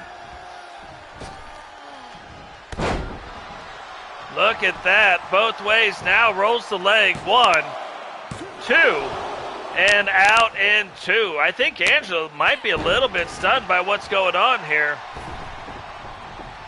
Before, Angela could kind of sneak up on people, but not now. Look at her. Very wisely gets around and gets in a position.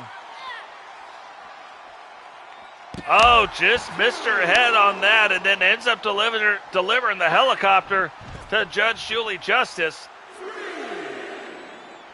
But got in a position to where she was back in the advantage. Now, might have missed it right there, but, yep. Missed it right there.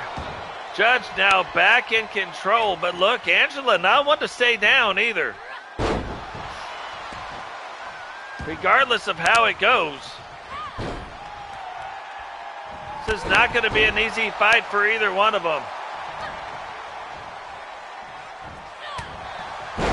4 horsewomen, though, trying to bring home their top title on Smackdown tonight.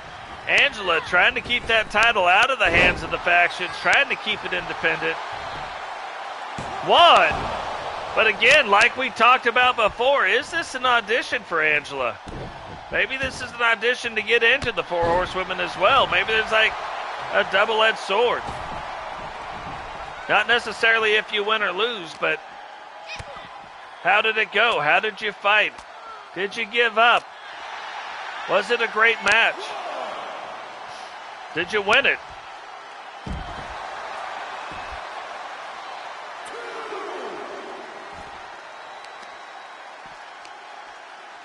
Again, I know I keep pointing this out, but because the title is vacated, because neither one of them are the current champion, they can win this title on a countout, apparently.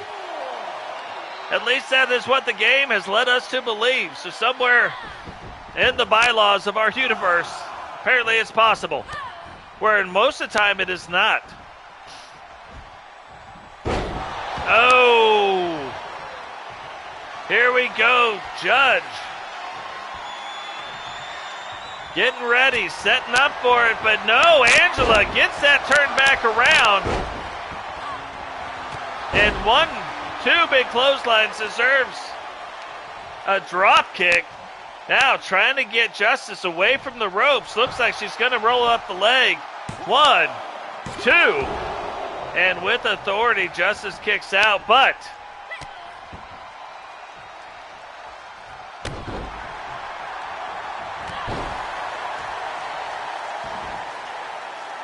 Angela maintaining control. Justice using the ropes, trying to get up.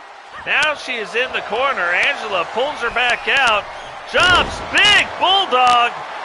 This might do it. Rolls the leg. 1, 2.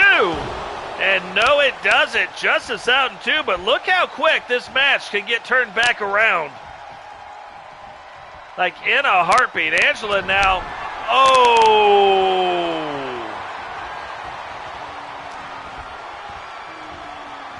went to do the old flippity-doo-dah, and Justice caught her with a big foot. Now throws her up into the ropes. Comes, rebounds off him, big clothesline, and now Angela tries to get outside of the ring, holding on to those ropes. Can't stay onto the apron.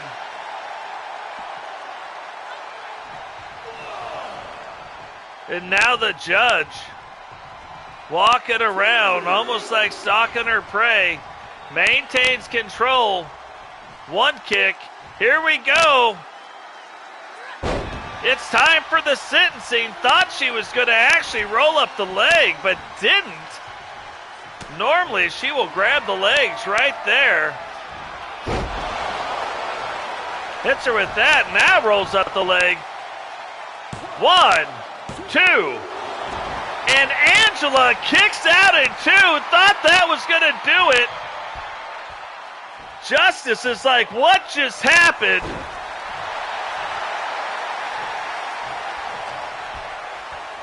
Angela avoided the one thing, steps back. Justice grabs her again, but Angela gets it turned back around again. And now delivers a big right forearm. Justice back to her feet again. And another slam. Jumps out of the ring to try to get her wits about her, but right back in. Angela waiting on her, throws her into the ropes. Justice thought she was going to get it turned around, but Angela ducks that. Now snapmare. This is the one grab, gets her with the second, and brings her, puts her up into the ropes one more time. One forearm, two forearms right to the back, lets her drop down now, covers the leg, and quickly out in one. Angela's like, wait, what? I'm kind of the same way. I thought we were getting things kind of turned back around. I thought we were inflicting the damage, but the judge not having it. Look at those knife edge chops. Backs Justice right up, throws her out of the ring. Angela now getting ready, getting in the old ninja stance there now through the ropes. Uses that top rope to slow it down and generate a little bit more power for that missile drop kick.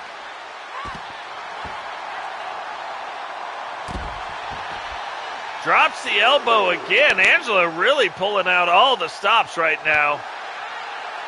But I would think would almost need to get her back in the ring.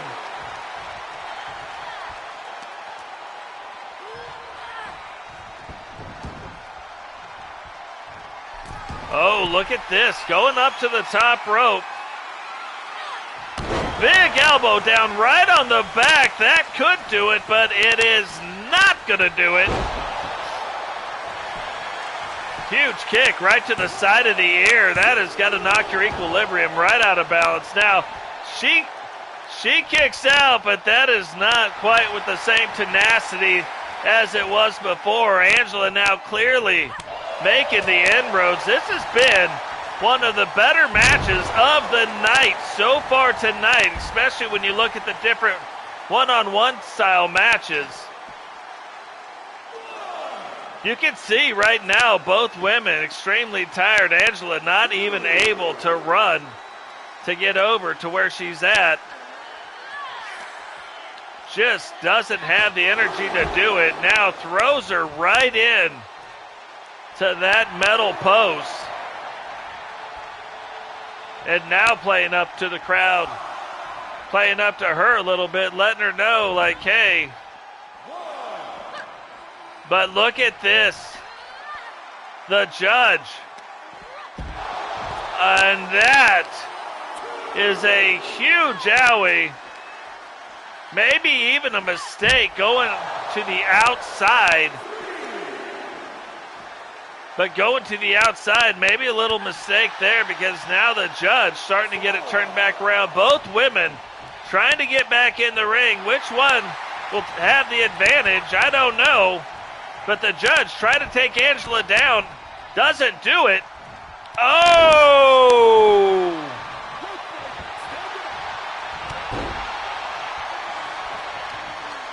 Thought that was going to be the match right there, but the judge gets it turned back around and keeps going for a pin.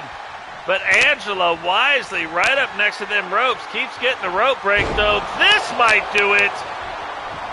Rolls her the opposite direction, rolls the leg. We may have a brand new champion. And we do. The 4 horsewomen bring home the Smackdown World Championship tonight. Here is your winner, and new SmackDown Women's Champion, the Judge, Julie Justice. It is kind of funny. We have talked about this for a long time. Hey, hats off to Judge Julie Justice. We thought probably midway through season 2, she was going to start playing a much larger role in the women's world title picture, and just never quite did. She did hold the tag team titles for a while. She has held other gold for a while, but it just wasn't the world title. So now, starting off season 4, takes the title away from Angela Starr. But I'm going to tell you what, if that was going to be one of those matches where it was a tryout, I would say Angela passed with flying colors. Like, if I was a horseman, I would want her on the horseman. We'll have to see what happens.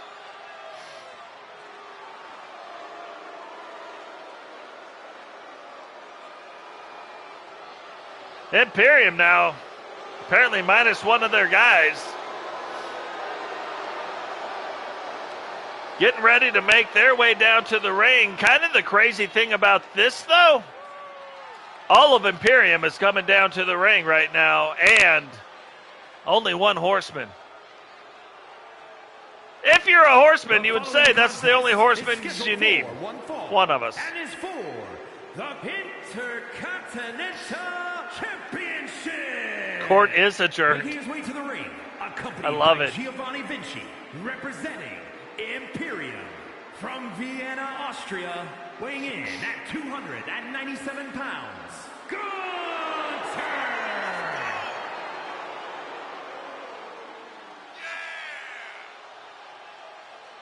Court is adjourned. I love it. Hey, what is going on, Digital? Welcome to the stream, brother. You made it just in time. Last 2 matches of the evening. Intercontinental title on the line right now. Gunther versus Totes McGoats.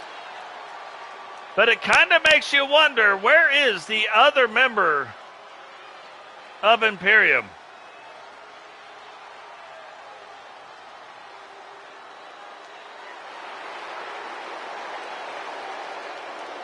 Where is Ludwig Kaiser at? He's almost like the most devious one of all 3 of them, to be honest.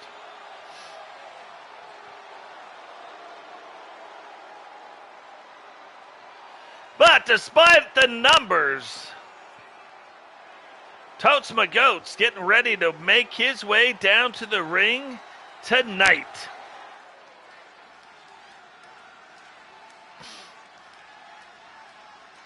And his opponent, representing the 4 Horsemen from Huntsville, Alabama, weighing in at 257 pounds, Frank D.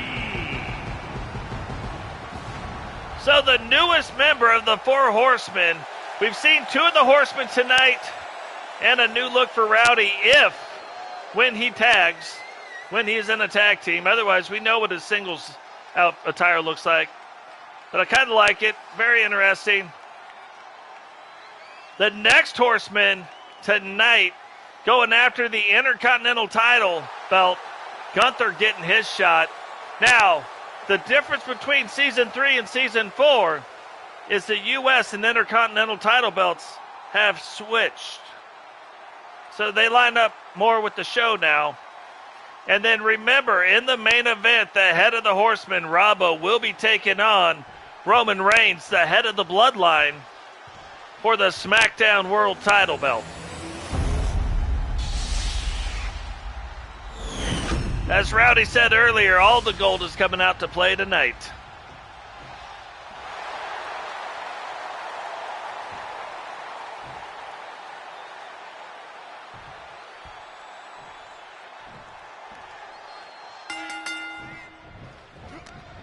So this will be a very, very interesting, highly competitive match. Are the members of Imperium going to play a role tonight? Is Totes just going to play it up to the crowd all night long and then get his tail whooped?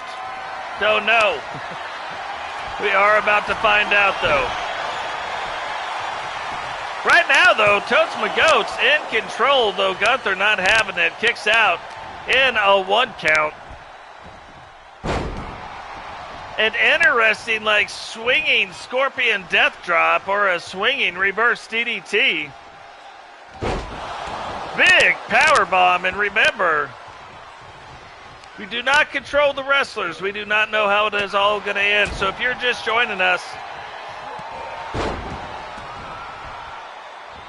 make sure you go ahead, drop a like on the video, subscribe if you're new, turn on the bell notification, share the video. And we didn't have to wait long to see if Imperium was going to get involved in this or not. Although Gunther doesn't take advantage of it. Oh, well, now he does. Totes ducks the first one, does not duck the second one or the third one. Keeps getting those ear shots.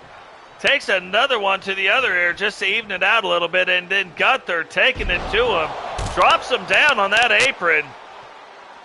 Right in front of old Giovanni. Now, while Giovanni did not get it involved physically, remember there's still another member of Imperium who is not out, who I believe is supposed to be out right now. So is he going to find another way to come out? We don't know, but right now, back and forth battle between Totes and Gunther with the Intercontinental title belt on the line. Remember, Imperium believes the ring should be respected. It should be a place of honor and glory, and then that is what they are trying to bring it back to. 2. And barely a 2 count, and here we go again. Giovanni talking again, and Totes apparently very easily distracted. Gunther this time, though, does take advantage of it. And Totes finds himself in a bad way. You gotta remember, almost anything Gunther does, there is a lot of power, a lot of force behind it, like really takes it out of you. Giovanni just threw a chair into the match, but I don't know. It is not a no disqualification match. But now is Totes going to tap out, gets the sleeper applied to him, cannot seem to get himself up into the ropes, though he is fighting out of it. And takes the bald head, puts it right into the bridge of Gunther's face. And a big slam, trying to get things turned around right now, apparently.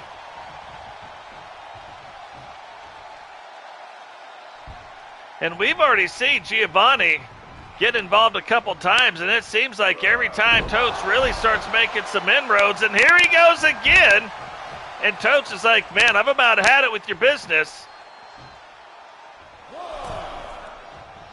Totes sees him coming this time, but this time does not allow it to happen. This is the first grab, gets him with the second. And while Giovanni, like, distracted Totes a couple times, that might have been a setup. Gunther got out, but not able, again, to take advantage of it. Referee still has not seen the chair that is in the arena, or in the ring. There's a lot of chairs in the arena. But hasn't seen the chair in the ring yet, which then makes you wonder, how much is he paying attention? That move right there as Totes fell down to the mat, gets split open, and here we go. Huge power bomb, rolls up the leg, 2, 3, and Gunther comes away as our brand new Intercontinental Champion. Here is your winner, and new Intercontinental Champion, Gunther taking the tag belt, but I have a funny feeling This feud right now between Totes and Gunther is probably just getting started. What is going on, Fabian? Welcome to the stream, brother. Now, here we go. Who is going to be the brand new SmackDown World Champion? Main event of the evening tonight to wrap up episode 1. Roman Reigns versus Robbo, the head of the Horsemen. The Horsemen not having the greatest nights tonight. Did not come home. Has not come home with any gold. But that can all be turned around right now if Robbo can bring home the SmackDown World Championship.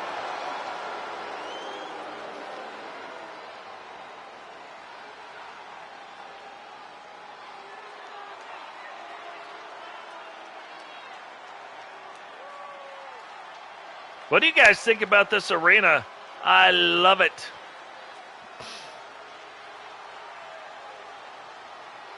The following contest is a Falls Count Anywhere match and is for the SmackDown Championship. Making his way to the ring, representing the Bloodline from Pensacola, Florida, weighing in at 265 pounds, Roman Reigns. And then we look on the other side of that. We were talking about the Horsemen. Horsemen can kind of salvage their night tonight, right? On the other side of that, the Bloodline have brought home the SmackDown Tag Team titles. Missed out on the Triple Crown Hardcore title, with Solo not being able to win that, but can also win not just the Tag Team World titles, but the Singles World SmackDown Championship tonight right now if Roman Reigns can defeat the head of the Horsemen. Head of the Bloodline, head of the Horsemen, getting ready to happen right now.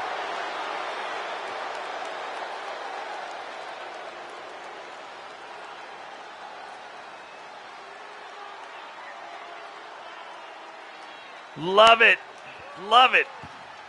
I'm excited, guys. Fabian is fixing to make a t-shirt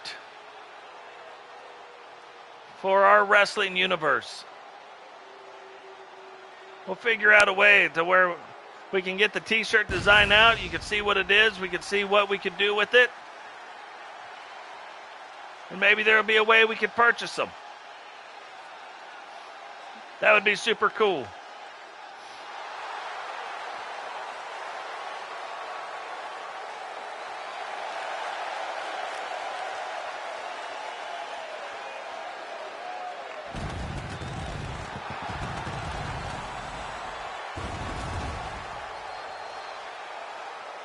Robbo now making his way down to the ring. Representing the Four Horsemen from Wolverhampton, England, weighing in at 247 pounds, Robbo. You know the guys in the back have got to be like, bro, Robbo, we're sorry, but it is on you right now. We'll make sure that there's no interference from the rest of the Bloodline. But you got to go out there and get us the title.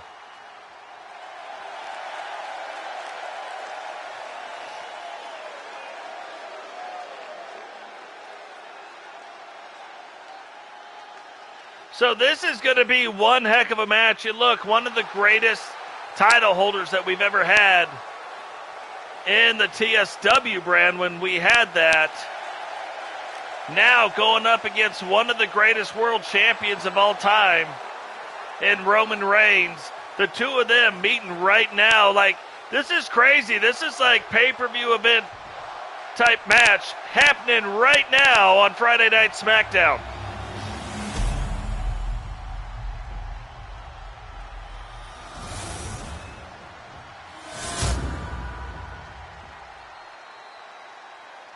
Yeah, no, I think it'll be amazing, honestly.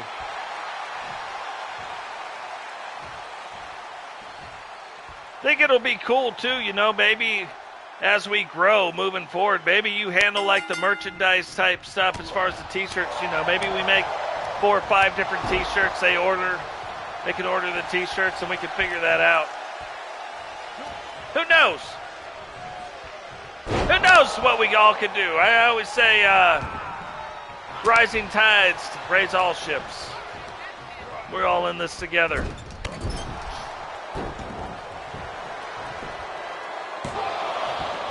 So what's funny is you do unlock stuff by playing My Rise. You unlock a lot of stuff by playing the Showcase with John Cena where you're playing against him. There's a lot of unlocks in there. Not just John Cena, but different versions of things, different arenas, different stuff. And you also unlock an arena by playing the tutorial mode. So yeah, there's lots of stuff you can still unlock. And you can always buy, for $5, you can buy the booster that unlocks a bunch of stuff. Not the stuff inside those things, but all the stuff that you're earning money to buy. In-game currency stuff that you buy. It unlocks all that stuff, which is a crap ton of stuff. So it's always worth buying that. Even if you buy the base game, I've always bought the $5 booster pack and gone that way. Coming up next week, we will get Bo Steiners and B-Fab, Top Dollar, and Asante Adonis. I probably said the last name wrong. But yeah, that's coming up. First DLC pack of the 5 are getting released. I think it's Tuesday or Wednesday. So pretty cool. That's coming up. We're getting into the DLC, and then one DLC gets released every single month. 2. And look at this. Right off the bat, Roman Reigns letting everybody know, hey, we are the ones. Now, this is a Falls Count Anywhere match, so there is going to be no count out. And right now, Robbo getting things turned back around with the old trifecta, taking Roman Reigns to Suplex City, rolls up the leg. 1, 2, and only a 2 count. Kind of what you expect, though, but you know it's at least going to be a 2 count if you got Suplex City on the outside of the ring. Now, usually for Robbo, if you're going to Suplex City, that is setting up his finishing move. Dives, hits him with a big right forearm across the head, rolls up the leg again, but this time only a 1 count.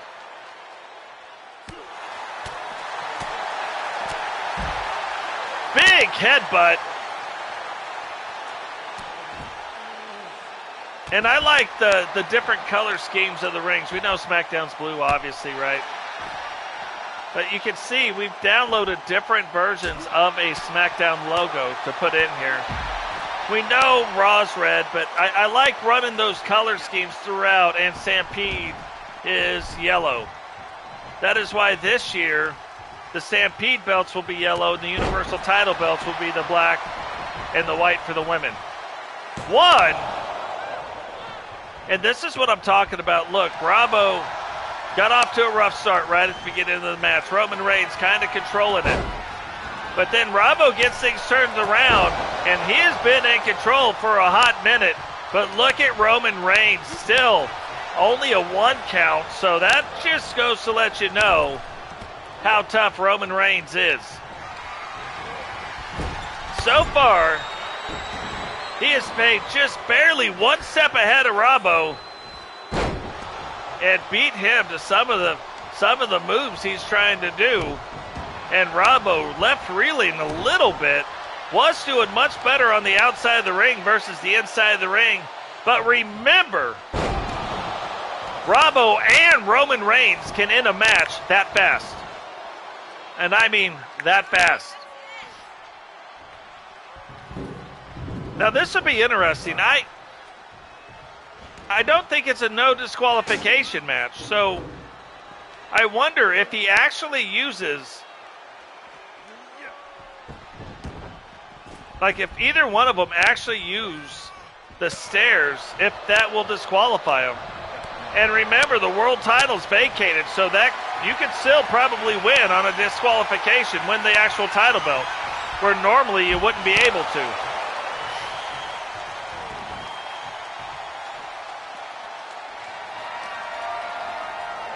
Yeah, if you are a champion, like let's say Roman Reigns was the champion and Robbo won by Roman Reigns getting counted out.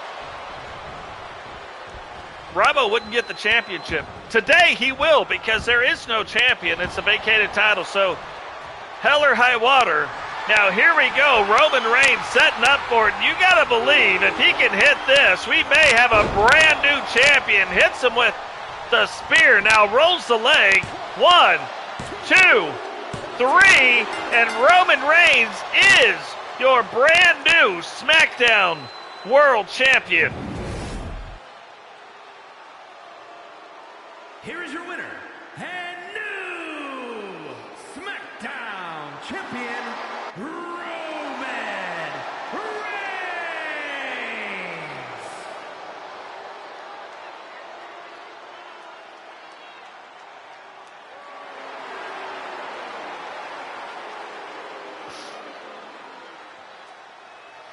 What is going on, Jaden? Welcome to the stream.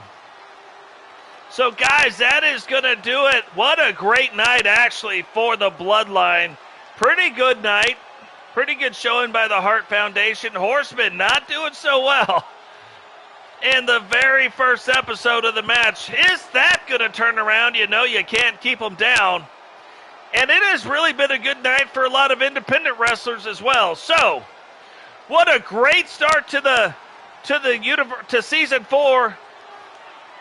We're going to see the same thing on Raw. All the champions are going to be on the line. We're going to see the same thing in Stampede. All the championships will be on the line.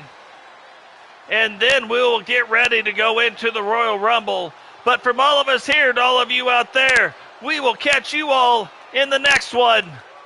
Peace.